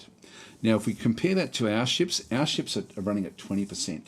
And so that means that 1 in every 5 shots against our ships get past the shields. Whereas with these, it's not every 1 in 5, it's every 1 in 20 shots gets past the shields, which makes our torpedoes less effective than what they would normally be. And so just that component there is a massive, massive change with their bubble shields. And so that makes it very, very difficult to take these things out. We do actually have the iron cannons, which will still help. So I'm almost tempted to change and get rid of the torpedoes that we've got on our patrol escorts and change those back to just the 1 beams, and that way we can we don't have to worry too much. In fact, if we have a look back in our ship designs, and we have a look at the actual patrol escorts and just go and edit this one, or if we go, we'll just go to edit for now. So at the moment we've got the Epsilon torpedo down here. Which is a seeking weapon, but you can see there it's got shield bypass of -40%, which means that shields, it struggles, 40% of the damage doesn't get through the shield. And so basically the shield absorbs most of it, most of the attack damage that comes in. So these are extremely weak against high shield ships. And to have the Quimino as one of the enemies we're dealing with really does mean that the torpedoes are going to be so much less effective. I think we do a retrofit. So let's just cancel that one, and we'll just do an upgrade. And so this will be the Patrol Escort version 2. And so in this case, I want to get rid of the torpedo because it's not going to be effective against their particular ship. I hope I've made sense with that. because this is just like this. Like at the moment, we're relying on the fact that it might be one in every 5 or 6 shots are going to be bypassing the shields and then hitting the hull, hitting the armor, and then 40% of that damage will then bypass and then do damage to components. So it's great if the shielding is not that strong, but when we come up against a high shield group like the Quamino, the torpedoes are really, really ineffective. And so we want to just do pretty much just standard damage, really. And so this one, we just come back down into the... now we do actually have the railgun. So if we go over to have a look at the railgun, which is a size 26, and compare that to the Thuon beam, which is the other component really which we can add on to this. I don't really want missile weapons. They don't do enough damage. Now actually I'm just going to get myself a drink of water. Be right back.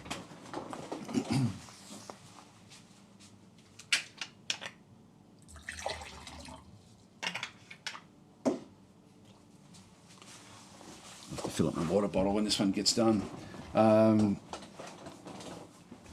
So with this one through here, you can see through here that when we compare the railgun with the Thuon beam, so railgun on the left, Thuon beam on the right hand side. The Thuon beam is a little bit more size componentry that we actually require.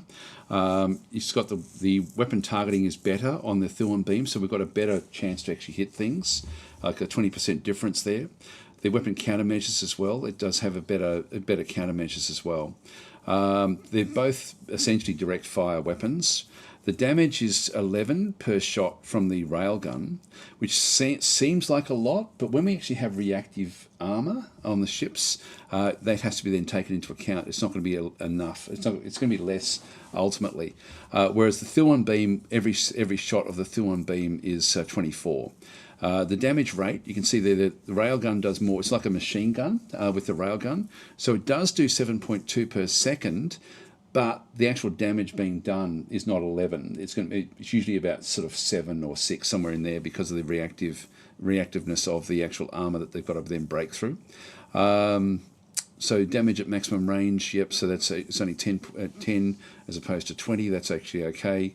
We do have better range with the Thuon beam as well.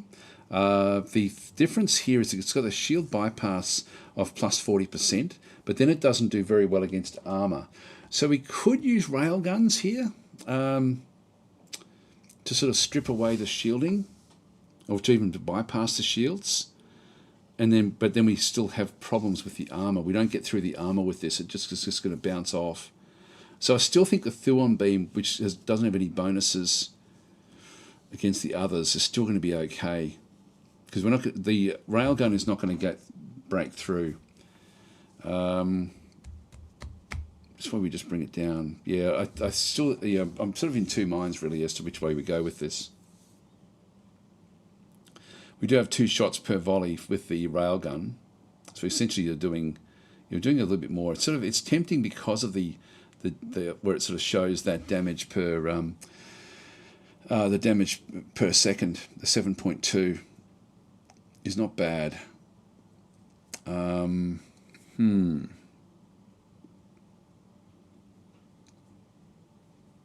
Yeah, and then it's the volley fire rate is 0.25. It will. You might go railgun just so we've got something a bit different. Maybe we'll just do that. So we'll just pop instead of the torpedo, we'll just right click on that one, grab the railgun, and drag that one into there. So we'll just end up with a medium railgun on the front of the actual ship itself, which is very similar to what the original design of this was, except that we've got countermeasures and target tracking on extra with this one through here. So let's just go and save and exit that one. That now means we've got all of these other patrol escorts that need to be retrofitted. So, I think we're saying, he's gone, quick, invade. I'm back. Right, so with that one there, I do like to have enemy pirates because A, it makes it a bit more interesting to play, but also it does allow us to then get the tech, and I do like to get the tech from the pirates. In this case, what we want to see where these are heading. So they're not going to stay for long. Let's just line them up. Where's it going to go? They're moving back That's the direction that they're going. It's pretty much going straight off the top.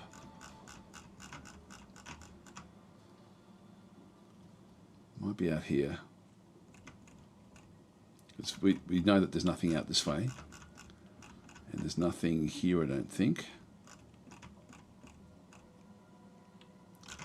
Yeah, no, it must be further out. That's got to be their home system, I think. They could be bouncing it. No, even that is still within our range. Like even we can bounce that way. Actually, no, that can still get out there. We're looking at the actual ship, the pirate ship itself. You can get there in one go. I could just send a group out there to have a look, but I don't think we'll need to. We won't sort of push that. Assign mission. Yep, we'll assign that mission. That's fine. Mining ship under attack. Dismiss that. Dismiss, and we'll assign that mission as well. We'll just keep on building more and more stuff.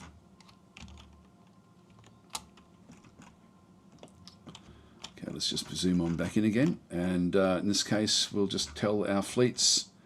The second fleet needs to go back in for retrofits, so they're going to retrofit, and the first as well retrofit back at the main spaceport. So they'll now just go back in, and the patrol escorts will then become patrol escort version 2s.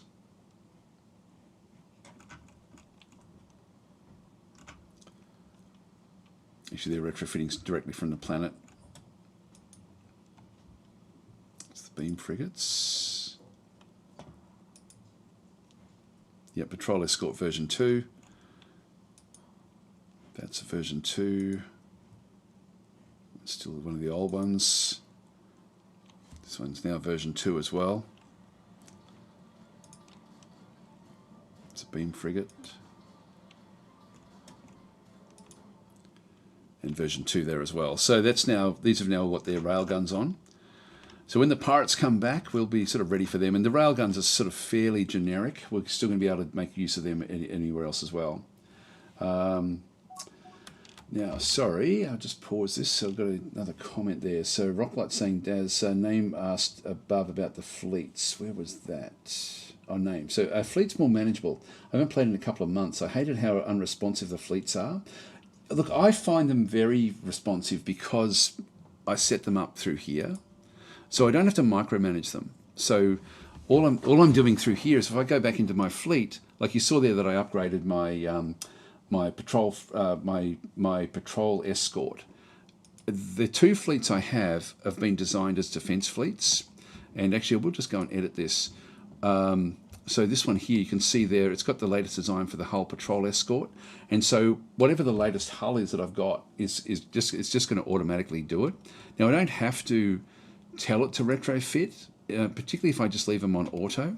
So I can just automate them completely, but I do like to manage them myself. So yeah, they are from my perspective, they work very, very well. The way that the fleets actually are managed. So I like them a lot.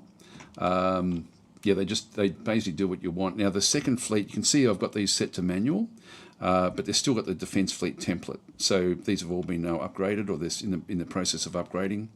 The first is, I think, also now upgrading as well. That's a patrol escort number 2. That's still one of the old ones, so it's still going back in for retrofits. But yeah, I find it good, and the look, you know, in things, for example, like when I do press them, I just manage the tactics. I like to have them set tight unless there's going to be area of effect attacks coming in. So you wouldn't do that with the Teekins, for example. You'd keep them loose, but against all of the ones we've come up against so far, that's all okay. But no, I find it works very, very well, the automation. So yeah, it's, unless you want to, just let me know if you want to see something. By the way, just do an @Daz tactic if you do have, if you want to grab my attention. Yeah, Ozone Griff saying they fixed multiple issues with fleets, improved the IA, a little bit of manual control, but since there are so many ways to play the game, it's difficult to answer. It is difficult, but they really did focus a lot on fleets and try to make them more, so just that they worked better.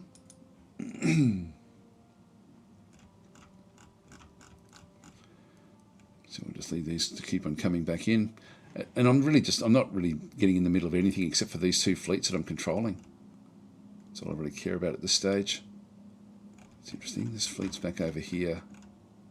It's come over here to do its retrofit. Okay, build more constructors. Okay, we'll do that.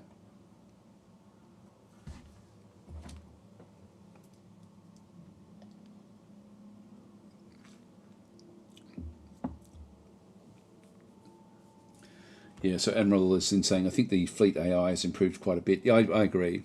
And also for the AI as well. The AI is going to be doing a better job against you with their fleets. And I've certainly noticed that. It's a bit more difficult. We'll eventually discover what's over here.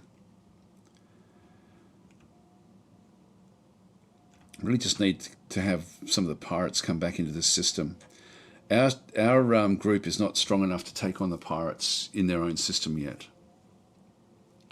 And we'll need to build up a lot of money before we do that.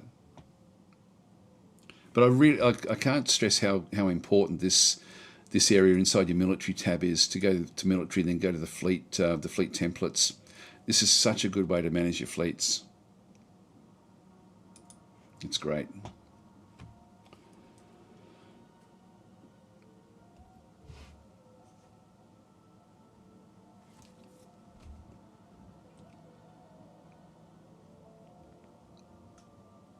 Okay, we'll just let things develop. Just wait for the next attack to come in. I might just speed up time a little bit here just while we're waiting for an actual event to occur. But we think that this must be the home base for those other pirates. Now we're going to need to go in with a lot of ships to destroy a pirate base. The pirate bases are now quite difficult. Plus they spawn very, very powerful ships when you do go in there. Okay, so when we go in to attack it, we need to go in with a view to actually finish it off. Oh, here we go. We've got a little pirate incursion in here. So this is the, again, these other guys, the Grim Warriors. This is a fleet frigate. This is one of these things where it's going after a mining station. We do have a, I think we've got a construction ship in there. No, we don't. Do we want to bother with that one? So I can send the second out. They're ready to go. But I think that's going to be all over and done with by the time we get there. Let's go and send it out there. We'll attack that with that, and I'll just go and select my my other ship as well, and just see if we can get there in time. Because I need to be attacking these ships and destroying them. I'll just go back to single speed again. New scientist has appeared. That's good. Actually build ships. Now it wants a construction ship and a tanker. Both of those I'm happy with.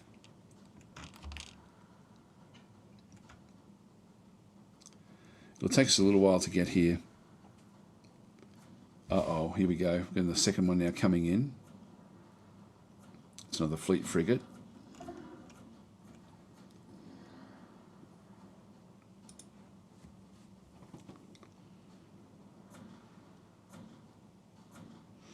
Now we need to not just get attrition on these ships, and I like them attacking in my systems because at least I get the loot when we destroy them.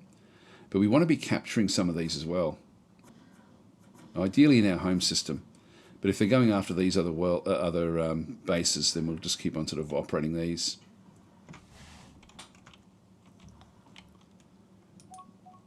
Yeah, we're losing everything down through here. System map. I'll accept the trade.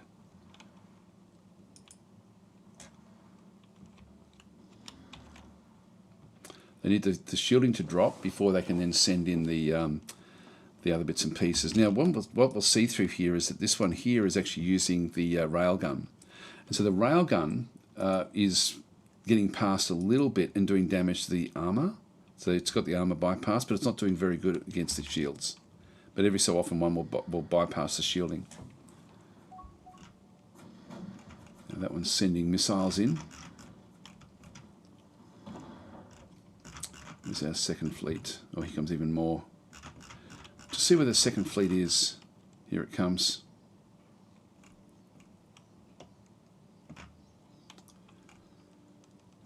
Now, we just want to start to take over individual ships. I don't care about the raid. That's not important to me. Oh, you're not in the right position. So we're going to move this one out of the way. We've just got little ships in through here, these heavy escorts. Let's go and attack this one. So go and attack. And the second will also just come in to attack this. We're going to be in trouble here. This one's coming in way too close.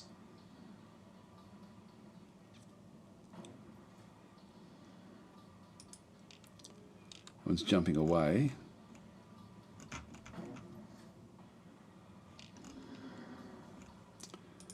We're going to be in trouble here. Yeah, all the shielding is now dropped completely in here. So this one's going to have to disappear. Let's just get out of this system. Yeah, it's already trying to escape. So we're going to have to just destroy it with the second. Now the second, one of the unfortunate things with these patrol escorts is that they're moving too far ahead of the frigates. And I don't think I can do much about that. It's still got close escort, and these are core. So actually there's some of the other frigates have got close escort as well, which means that they'll still move ahead.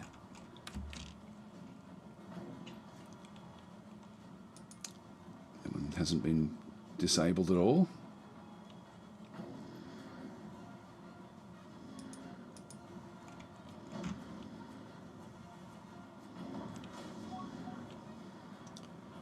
The railguns are coming in.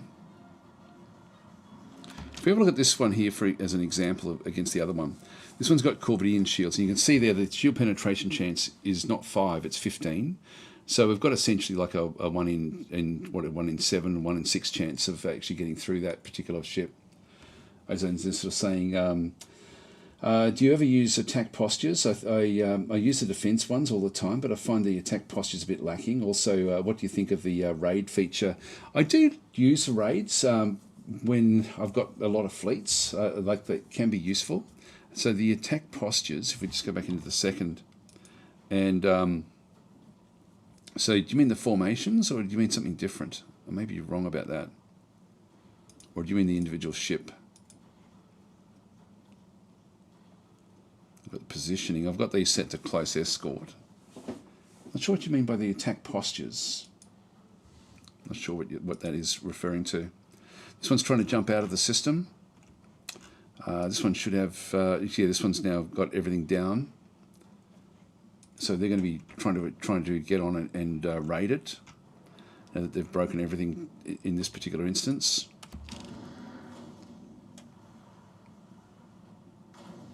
Come on, disable it. I'm trying to get in with the, we're not disabling it enough. It's going to get away.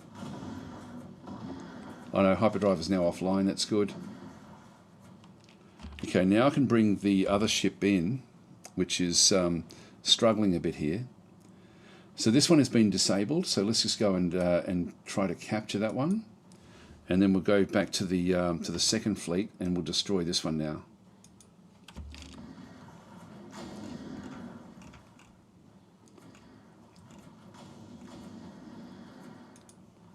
And hyperdrive is offline here as well. So we're going to be actually we're not going to be able to do anything other than destroy this one. This thing's still firing at us. The second, all I can do here is attack it basically. Because we've got the other ship coming back in, like the other ship is on its way back into the system. That will be there just to try to go and capture it. Now we don't actually have any of the assault pods ready at this stage. They may have been damaged. Oh no, they're all there. That's okay. If we can get that one working, we'll then be able to take over this particular ship. But these won't attack, which is good. They won't attack while this thing's coming in to try to capture. And in the meantime, it's only got, all it's got left is just the one Sentinel multi-beam defense. It's the only thing it's got left. Now, when it starts to jump again, we'll then have to attack it again. Yeah, so it's just firing. Our ships are just sitting around, not really worrying too much about it. The Sentinel beam is just a point defense beam. So Admiral's saying, have you ever tried a very high density nebula density? Try a game with that one. Makes the galaxy train. Yeah, I do enjoy that. We did switch it down a little bit in this one. Actually, what have we got there? There's new general, that's okay. That's okay as well. As I'm saying, a fleet attack posture, it's on the fleet icons. You set a home base for your fleet, set it to defense. Oh, yes, yeah. And then the attack posture, you can set to an attack vector. Yes, no, I do use that a lot, ultimately. At the moment, what I've done is with the second, so I've got it set for the defense fleet is the posture that we've got set up for it. And you can override it in here. So I've just overridden this one to just be nearby. And I have set defense to just be the same system. Now, where's the other ship? Here it comes. Just gotta wait. Oh, here we go. It's all fired up and ready to go. So we're not attacking this, which I like. It used to be that these guys would just keep on attacking, but they don't anymore. Just got to get close enough to then send in the pods.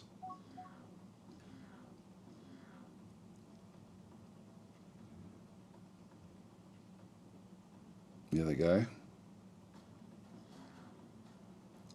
Right, so now we have our guys on board. So they'll start to just go through the ship and pull down all of the componentry. So the more and more things will become disabled. We've got a lot of defences on this ship for just a little heavy escort. But as they go through, they'll start to bring everything offline.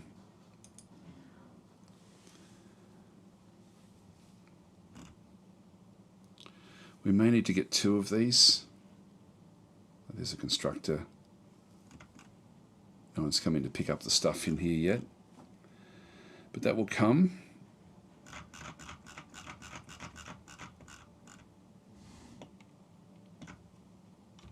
See if there's anyone's. No one's going out this way just yet. Fuel tanker, yeah, I'll build those as well.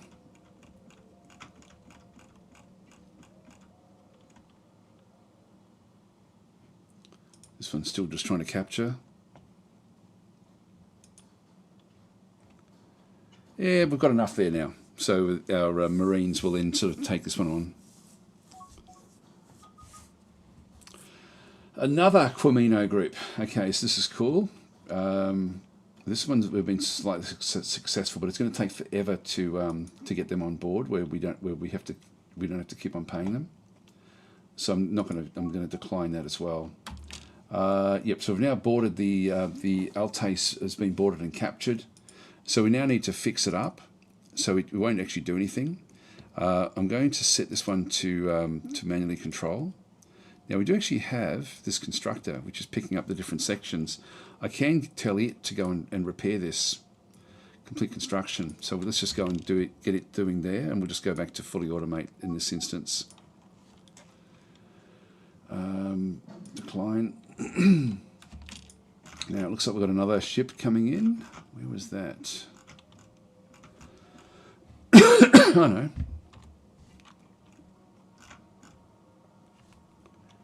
Yeah, no mission there. I'll keep that one off. That's good. We finish off 2 of their smaller ships. We want to keep on doing this. And they've got more ships coming in this way as well. So we can sort of see what they've got. This is a fleet frigate. And another fleet frigate back in through there. Now, was the other ship? Yep, so we've got a couple of these in through this other side as well. And so these are the other group that we just saw, the Sinister Consortium. Again, these will then have the bubble shields. But let's send the first in this way now. Now, what have they got? We've got 2 heavy escorts. Just go and attack this one with the first. Now, this one here, we want to send this one back in for repairs. And then eventually we'll get it ready to come and take these out as well.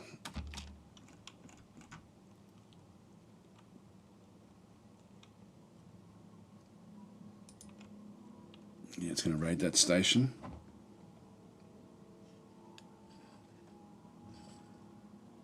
So this is a different group of pirates yet again.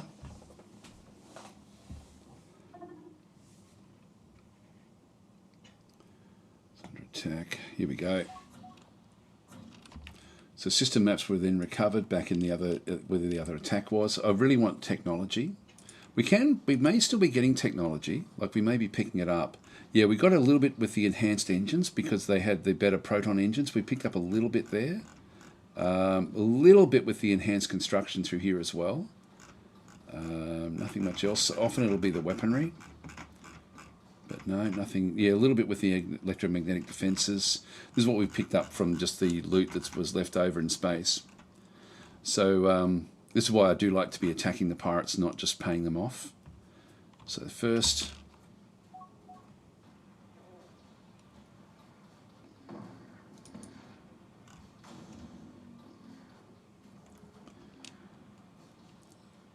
Now these will, again, it's going to be the shielding is going to be the hard thing to get down with these. Yeah, more cast on. There we go, we're finding out more information. Ooh, this is good. At the Gamrukius system. I'll just have a quick look at where that one actually is. So that's Gamrukius, which is actually nice and close to us. This is tech that we get for that one. So we'll just go across to our technology. New research locations. That's, yeah, we'll come up in there fairly soon. I'll just tell the constructors to go and build in there. Now, actually, what's the cost of getting this one? It's going to be 105, so I still can't do it just yet.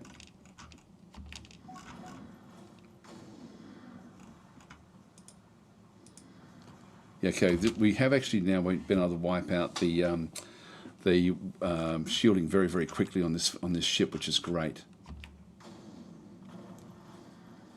Now hyperdrive is offline. Let's now go and grab the other ship, which was coming in to repair.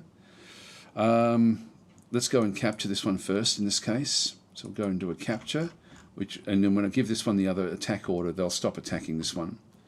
So we'll just go to the first and come back in and attack this one. And so they'll leave this one alone.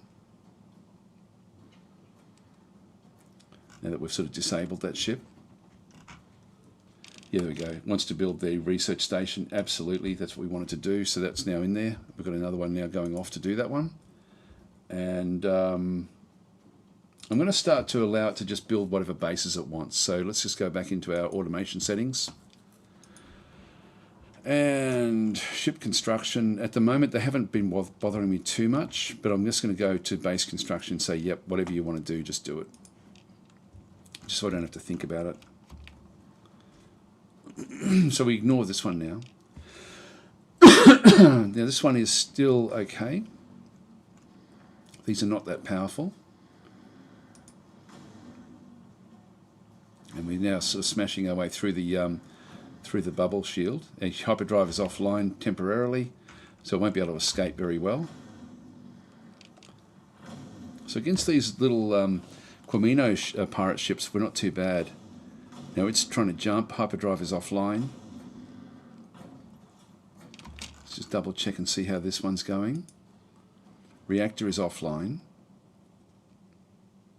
It's only damage though, so it will pick itself up again. Let's destroy this one.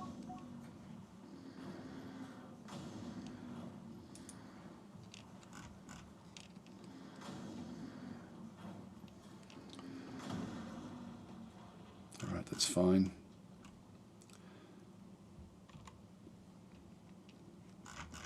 Just go back out of the system. You've only got the one that was a bit damaged. The other one's still coming back in. Now they're going to be wanting to run as soon as they repair. Yeah, they're starting to. They've still got 3 damaged general slots. We have a bit of a look. So the reactor, Nova Core reactor, is been damaged. It's only at 80%, so that should stop it from doing anything. It's only got the 1 reactor on board. But the hyperdrive is ready to go. It just doesn't have the reactor, so its power is down. So that's fine. We just leave that one where that is. Hi Thomas, how you going? So finally bought a copy of Distant Worlds 2, and I just need to get over the learning curve. It's not much of a learning curve, to be honest. It doesn't have to be anyway, because you can automate everything. You just really only involve yourself in what you're interested in, and You just let the game play itself. So you don't feel it's like the same as all the other Space 4Xs. It really is different. Oh, here we go. It's suggesting that we build a settler because of why. Where's that? It's way out there. Yeah, look, I'll accept this. I'll go build ship. Yep, that'll do. We did have a bit of money, but now we've now sort of lost all that money. But this is actually a nice world. Anything over 20 is worth colonizing.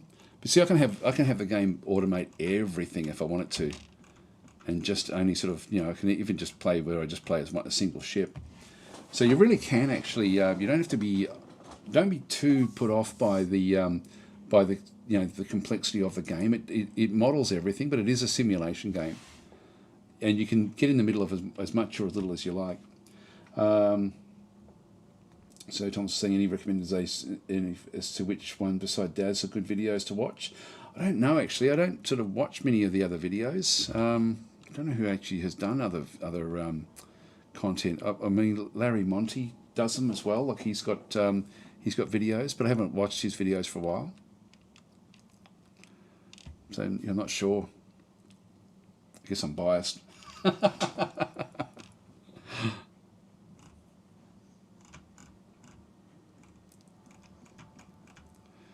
Anyway, let's continue on.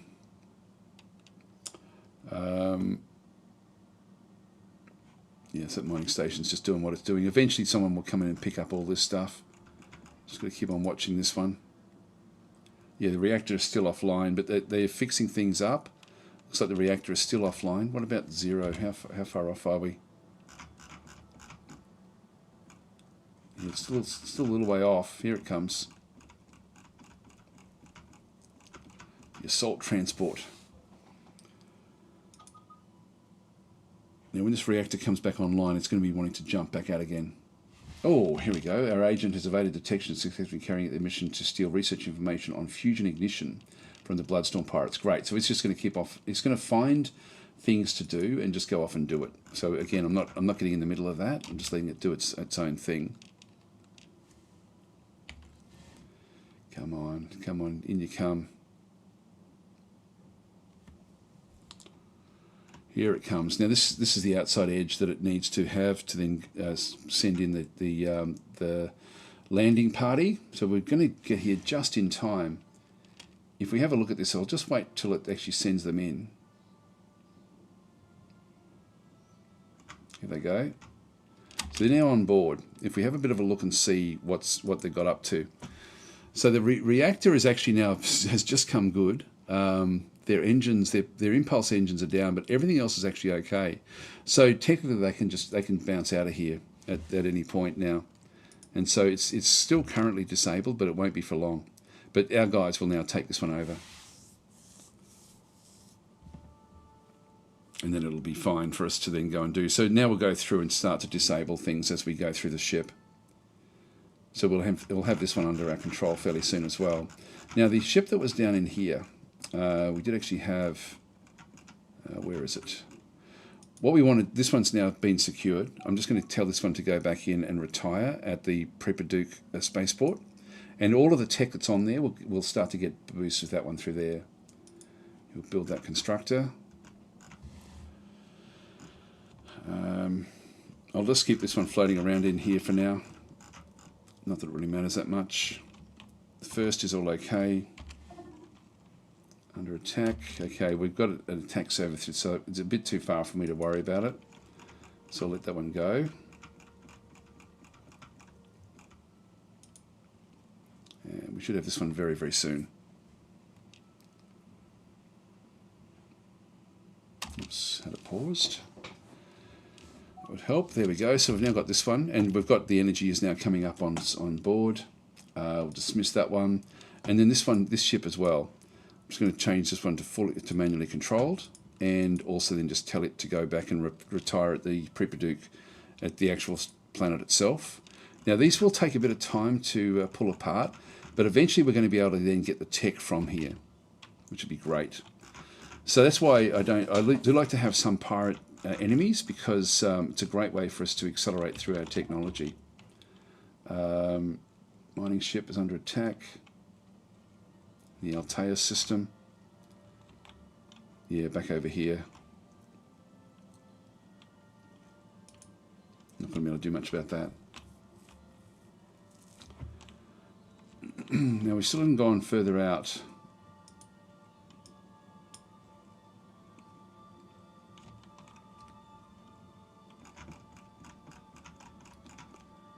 How's this one going?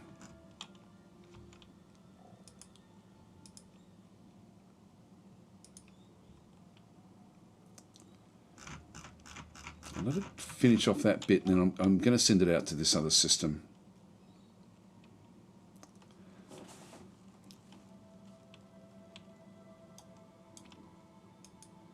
Yep, and we'll just set the one back to fully automate again after that. Discovery at Isnian. That's okay. New colony ship completed. Now that should be going off to be automatically wanting to go off to that other planet. I can just tell it to do it.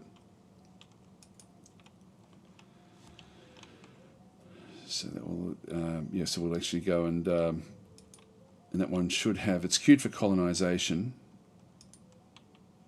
but these other ones are not great.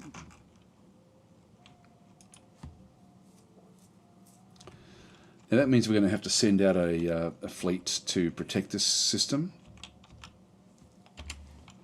This one does have to go back in and repair. So that's it's now looking after itself. First is fine.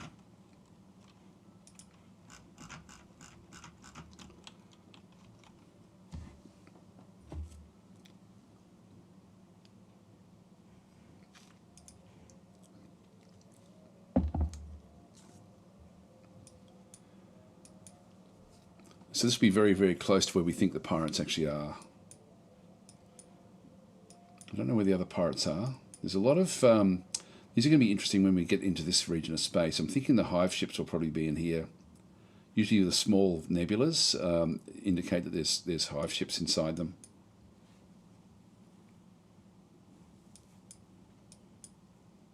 There's another one as well. So I'm assuming that these will all be hive ships,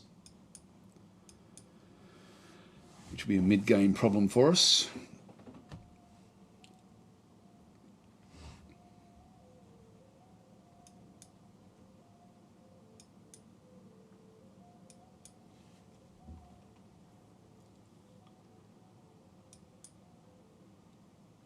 Oh, by the way, there is now a thing in the game. If you press Shift and you can then sort of go through and actually you can sort of shift and have a look. Sorry, displaying distances.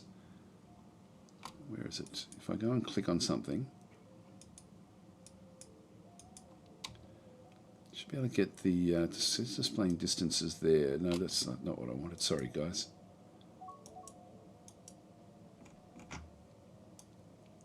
Explore that system. Forgotten how to do it now. Discovery. That's only scenery. I'm looking for other tech. If I grab that one, Shift, display distances. Oh, there we go. Yeah, so sorry, if you click Shift, then click on something, you can then see the distances that it is to go to different systems. So if you're unsure about whether you can colonize or not, you can just do it with this one now. So that's a new tool that's come into the game. Ozone's saying, I always disable the hive, never found it interesting. I probably should have disabled it. I almost did at the start because I also don't really like them. Yeah, there we go. Customer saying, press hold Shift, left click on the map, then left click again to get the distance. Yep, so click and then click. Now we've only got a range of 200, so if we go and click there, for example, this is not too far off. That's only 83. That's 130. That one's right on 200.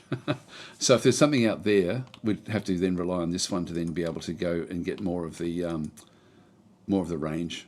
Yeah, even that's 132 out to that other side. We'll accept the trade. Mining ship is under attack. Dismiss that one. And that's fine as well.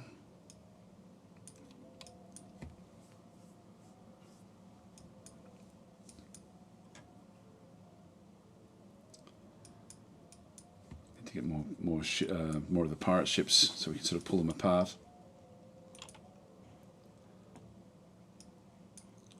Yeah, we're getting little bits of technology, but once we start to actually pull them apart at the spaceports, it's going to be a big difference.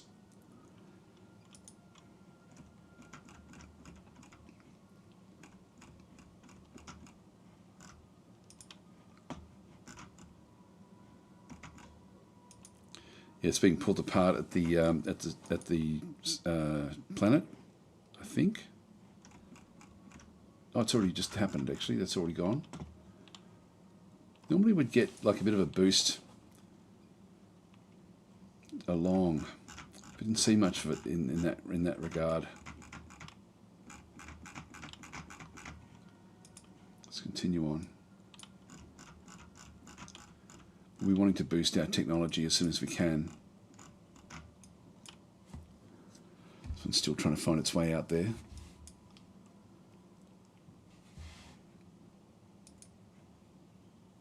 Yep, so this colony ship, the Asmodiski Pride, is heading off that way. If I hadn't have done that one manually, it still would have asked me to do it.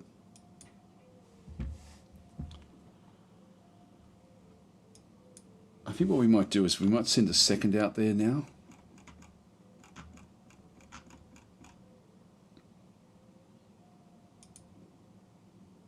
Yes, this is going to be the new world.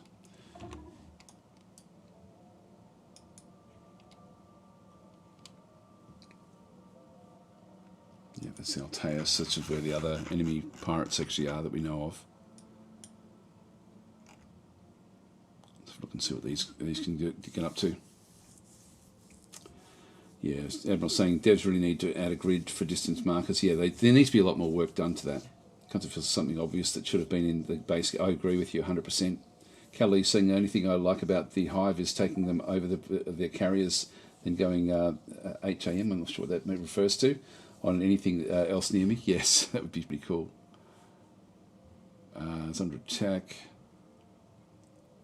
In the Z, actually, where is that? Let's have a look and see where that one is. Show me. So this system, yeah, way over here. We're getting attacked here quite a bit. There's pirates all over the place. Where the hell are they? Yeah, so these are the Bloodstorm pirates, which have got their bubble shields and things. Yeah, so this is nothing much we can do about this. Again, though, it's interesting that they're actually here, because we think that this is where their home base is going to be. So they're sort of at the edge of their of where they can get to. Find out when we get this Explorer in there.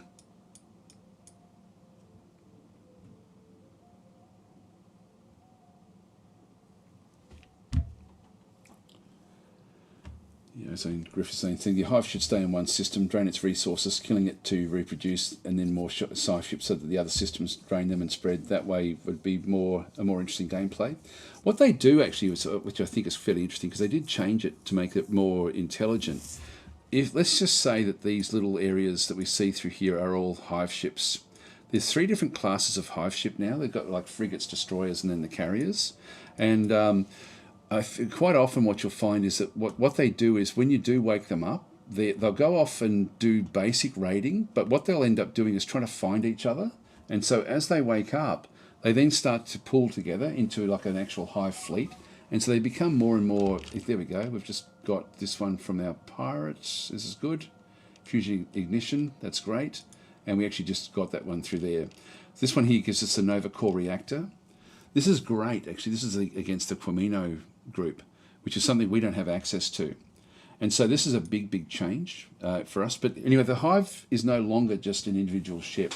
they've got as I say, three different classes, and then they do tend to collect together, and then ultimately then go on full on attacks. So initially they're not much of a threat. They will go after anything in space, like they'll go after ships and things initially, but eventually they go after planets. And so it's it is interesting what they've done with them. They're much more intelligent than what they were, even just a few months ago.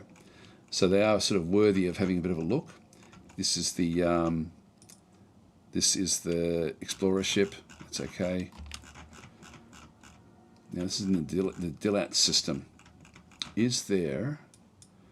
The only gas giant is that one there. Well, let's go and send it off that way.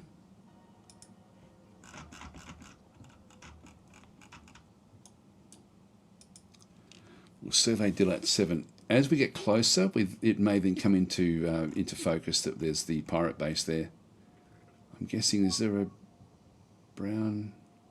Yeah, it's just volcanic, nothing else will be in there. Okay, so the scientist was poor.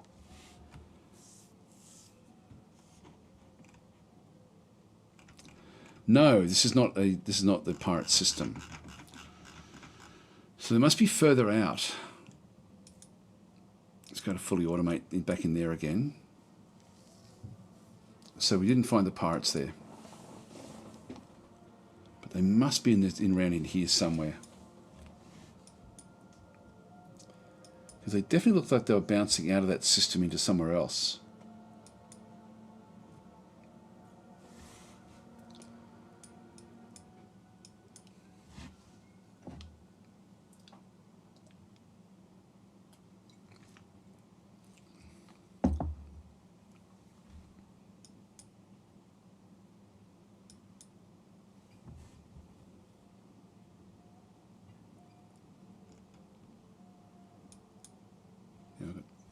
Fair bit there. Let's just see if we can actually now buy this.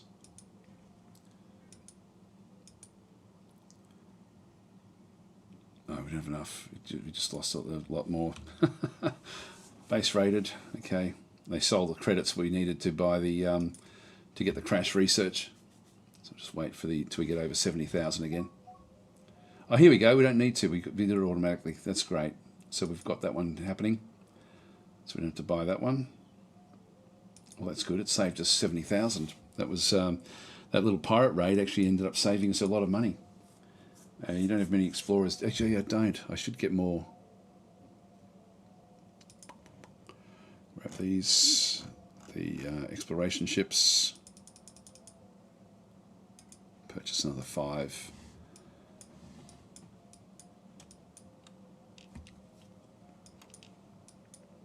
Oh, hang on. We also need to go back in. Now that we've got the Nova Core reactor, that may be a game changer. Let's have a quick look and see with what we have set to manual. If we go to the Patrol Escort version 2, if we just do an upgrade, and it's only got the fission reactors, which have, now in terms of, we are very close to where we are there. The Nova Core reactor. It's a Nova Core. There it is there. This is smaller. If we have a look at the 2 different reactors, so this one we just picked up from the pirates, and so it's got this one's got better defenses. The reactor storage, look at the capacity there of 240. It's incredibly good. It's incredibly good. So it's actually a smaller size anyway than the fission reactor. So if we now start to make use of this one, if I get rid of both fission reactors and pop a Nova Core in there instead, we're still able to actually do what we need to do with just one of these rather than 2 of the other reactors. This thing gives me a heap of space on the actual ship itself, which then, well, no, I don't need anything else really. I can put more fuel on. What else would we need? We really don't need a lot. That's pretty much all we need there. Let's just go and might as well grab another fuel cell. So I'll throw that on board. And we've still got a fair bit of space there for the future. So this one works in very, very nicely. We're right on the limits of our hyperdrive abilities. So we'll save and exit that one. We'll go to our frigates and do the same sort of deal there. Do the upgrade. It doesn't know to use the because it's not part of what we normally would do with the fission reactors, we'll just go and move them out of the way. Get the Nova core, throw that in there. Now this one, yeah, we're slightly over. So we're not quite travelling, but we're only 2k off. It's close enough. I'm happy enough with that. This then gives me a lot of space again to be able to do anything else I want to be doing in here. Now there wasn't anything we really needed. So I'm actually happy enough with what we actually have. So I'm just going to leave that one where that is. But again, I can get more fuel. Now it's going to make it even a little bit worse again. But we're close enough. The hyper speed is not terrible. So I'll just leave that one where that is. I could, if I wanted to, grab another reactor, but I think I'll just leave that one where that is. Yeah, that should all be good. So we'll save and exit that one. That's the beam frigate, and then we just go back down to the assault transport and upgrade. And again, it's going to have a couple of reactors. Throw a Nova core reactor in there. Yeah, this one's right on the limits. And I could possibly get myself another engine on there. Yeah, I could. So it goes slightly over. Again, just a little bit less than the 200 that we would normally have. That's actually okay. So we'll save and exit that one. All right, so that's basically all of the ships that we had as set to manual is now going to be upgraded. Okay, so just go back into the first and tell it to upgrade, and I'll go to the second and tell them to also upgrade as well. So they're going to have to come back and do that one, and that one can also upgrade. So I'll just automatically tell it to go and do all this stuff.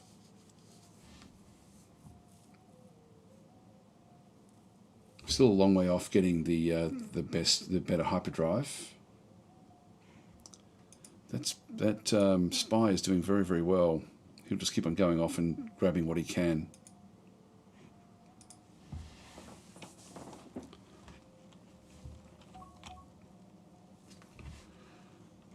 New colony is founded.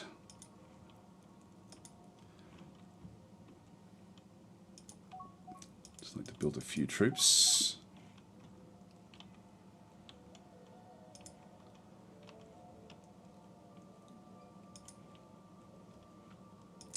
Fine. And we just let this thing just do its own thing for a little while now and just build up slowly. It does give us areas we can start to expand deeper into here, but eventually this will become raided a lot by the pirates until we can get the second back up that way. So I'm going to tell the second that this is now their new home. So that's going to be the new home base for them. And we've got enough money. I think we might grab ourselves a third group. So let's just go back out to the fleet templates again. Just go to another defence fleet and just go and build the new defence fleet at spaceport, the main spaceport. Control 3 with that one. That way we'll still have a couple of fleets for the home systems.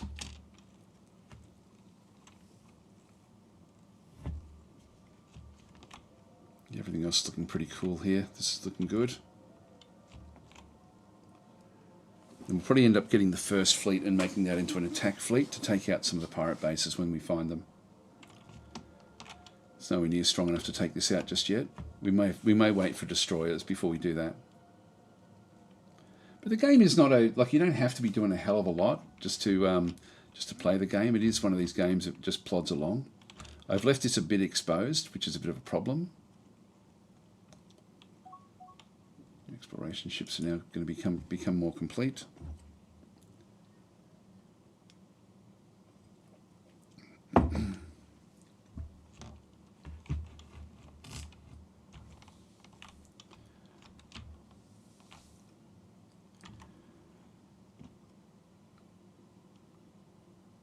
Yes, we're just going off to retrofit the second as well. The third will be built.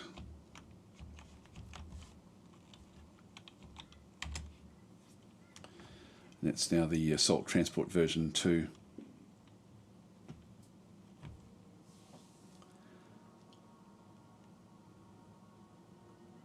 Zone Griff saying it's a bit slow at the beginning, then it gets crazy near the mid-end game. Yes, we've got heaps of stuff all over the place.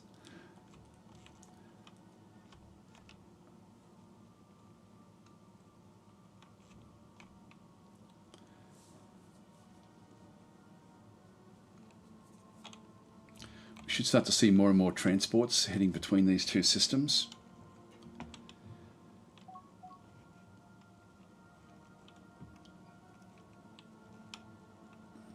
That's okay.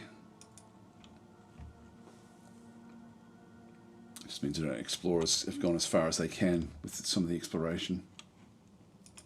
Have a quick look and make sure there's nothing else. Yeah, there's nothing else we can build. Only got really the one research station. So just 5. I think we're going to have to head out that way. There's too many pirates attacking down in this system.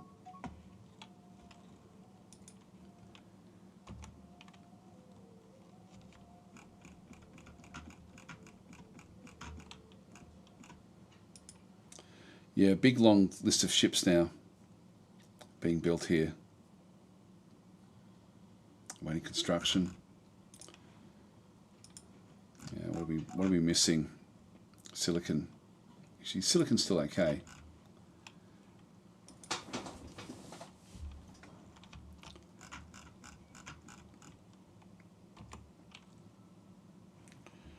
these are being rebuilt.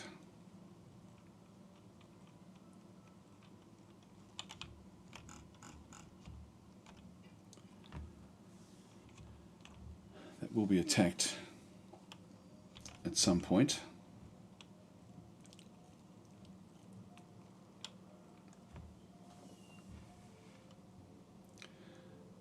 Now, we don't want to get too many planets because they do drain a lot of the money, but we're doing okay at the moment.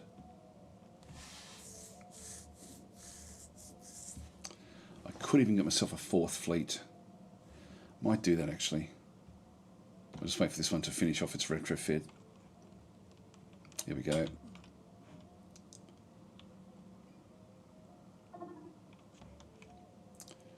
should all be the new... Yeah, that's the version 3, so it's all okay. Alright, so grab that one there and just tell it that it's going to go back to its home base is Eris, and through this other side. And if I just tell this one just to be just to defend essentially, and it's just going to defend, I'll do the same system. So it'll sort of defend anything in the same system. And so it will then just go off. I don't have to tell it to do anything else. It will then just head off that way on its own now, just to look after itself. And it'll basically attack anything that moves into the Zetterai system, which is good. So that one's done. The 3rd is still awaiting construction. Might be able to build... I don't know what the resource shortages are like here.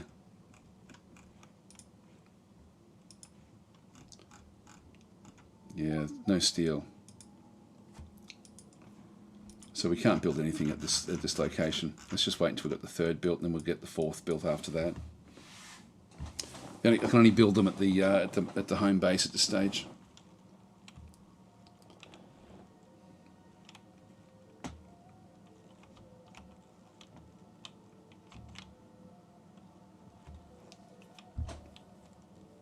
Yeah, we do have to protect these planets from the pirates.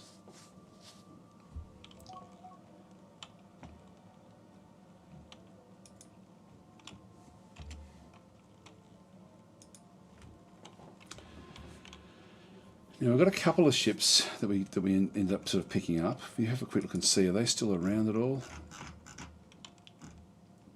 Nope. They've all been pulled apart, so we just need to grab a few more of them.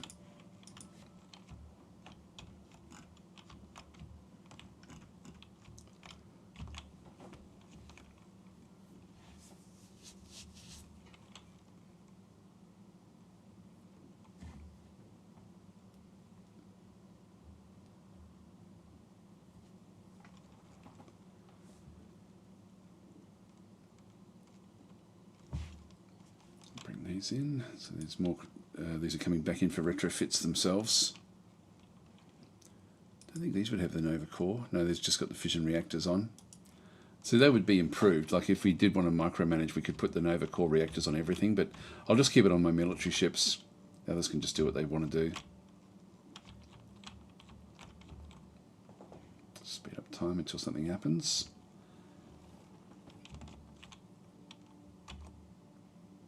Yeah, the third is a long way off.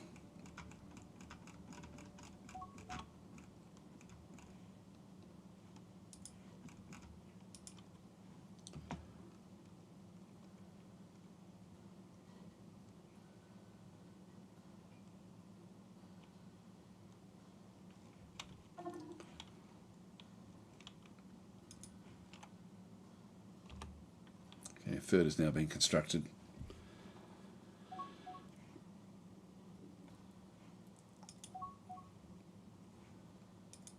Okay, our money situation is very, very healthy. Need to find more research locations. We're a bit sort of sparse with them.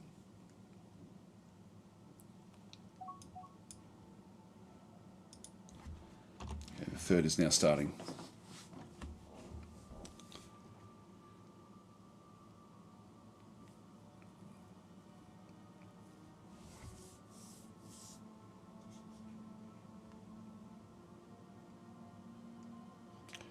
Yes, we've got lots of transports now sort of taking different materials back across into the Zeturii system.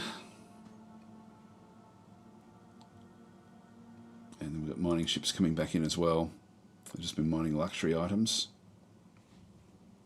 I love how the economy just works. I don't think we've got any of the super goods just yet.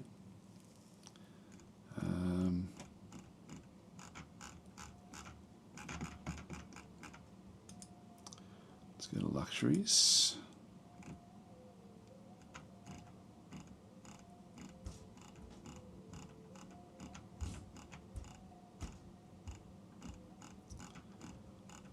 There's Loris fruit, we don't know any of those. Caribbean spice, we don't know anything. And Zintabia fluid, we don't know any of those at all. So no, nothing else in there at all at this stage. But they'll just keep on building things up. Except treaty, nope, decline.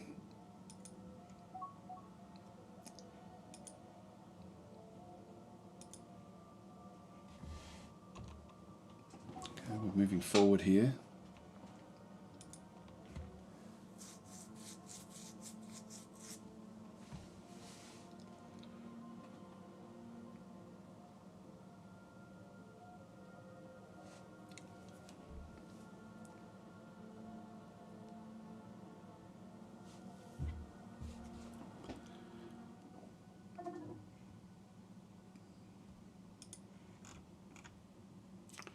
If I destroy too many ships in this region, it's going to be a bit too much for us. It's going to be a bit difficult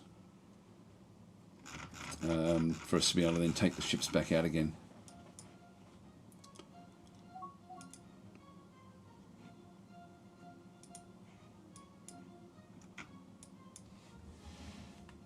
Second's now settled in.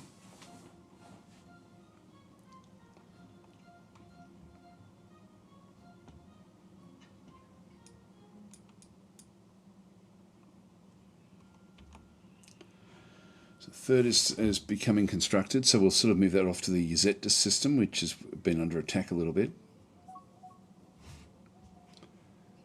Escort completed, that's good. 3 more to go. What we might do is, because it's already set to defend, I'm just going to go and tell it to go and defend this. We'll set that as the home base. And this one is set to the same system, so it'll attack anything in the system.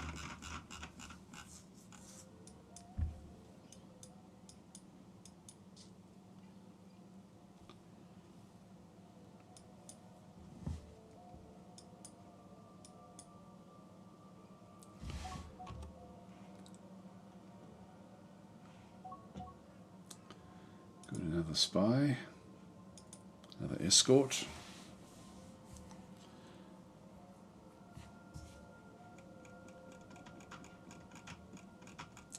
Let's see how they're going. Oh yeah, they're getting through the list now.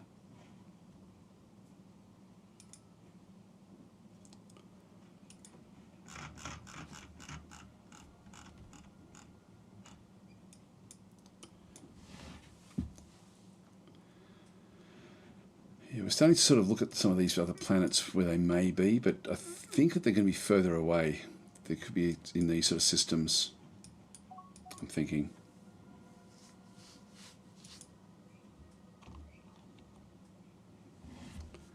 One more to go.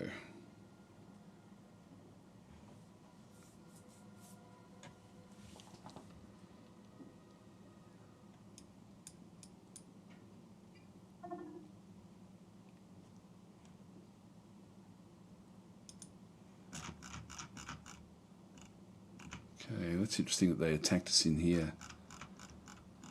Is there a gas giant? No, there's not. So there's nothing there. Oh, there we go. That's going to be important for us. Should jump in here in a second.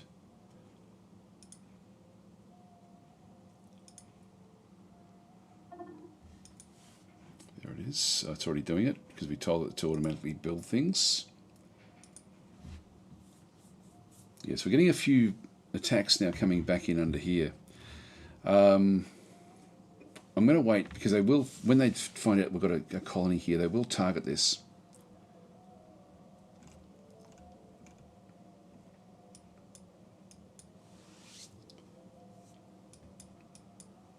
All right, there goes the third. They've now got their fleet, so they'll go off and look after the Zetus system.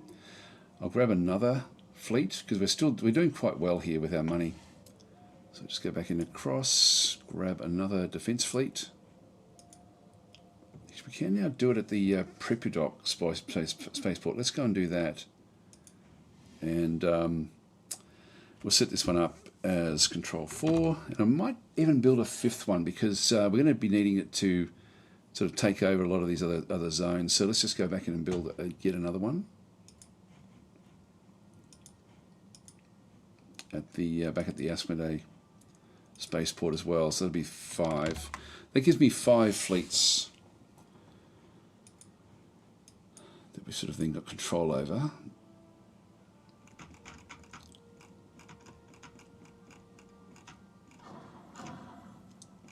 Yeah, there's quite a few of these pirates around the place. Where are they jumping to? It's escaping.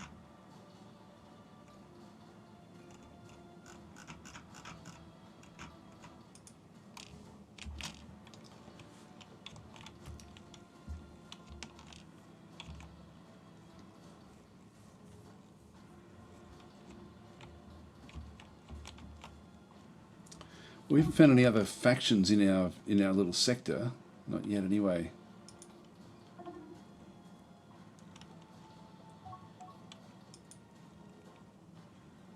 Yeah, stealing money.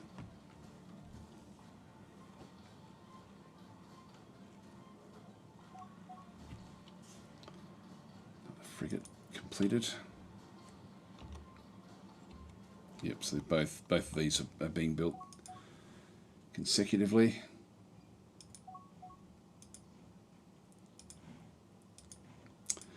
Now guys, just looking at the time, I'm actually going to have to start to make a move, so I think I'll leave it here. I mean, we didn't get very far in. I mean, we didn't get to take over any of the pirate groups, but I might sort of continue playing this a little bit longer over the coming days as well.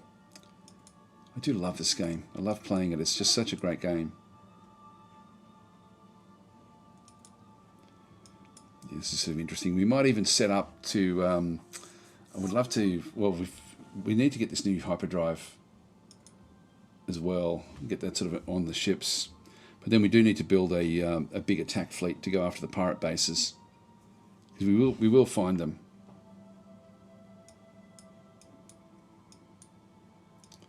But I really want to be capturing as many pirate ships as possible. We haven't really had as many as what I was hoping for.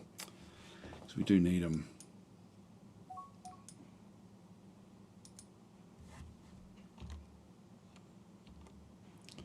Yep, so these are coming. So I think I'll just leave it here, guys. Thanks for watching. I'll be back I should be streaming a little bit tomorrow on the Slytherin channel on Twitch, and I'll also be streaming on my own Twitch channel as well before that, I think. So that'll be my plans for tomorrow. I hope you have a great weekend if I don't see you in the meantime. And it's Friday for me. It might be Thursday for some of you. Anyway, hope you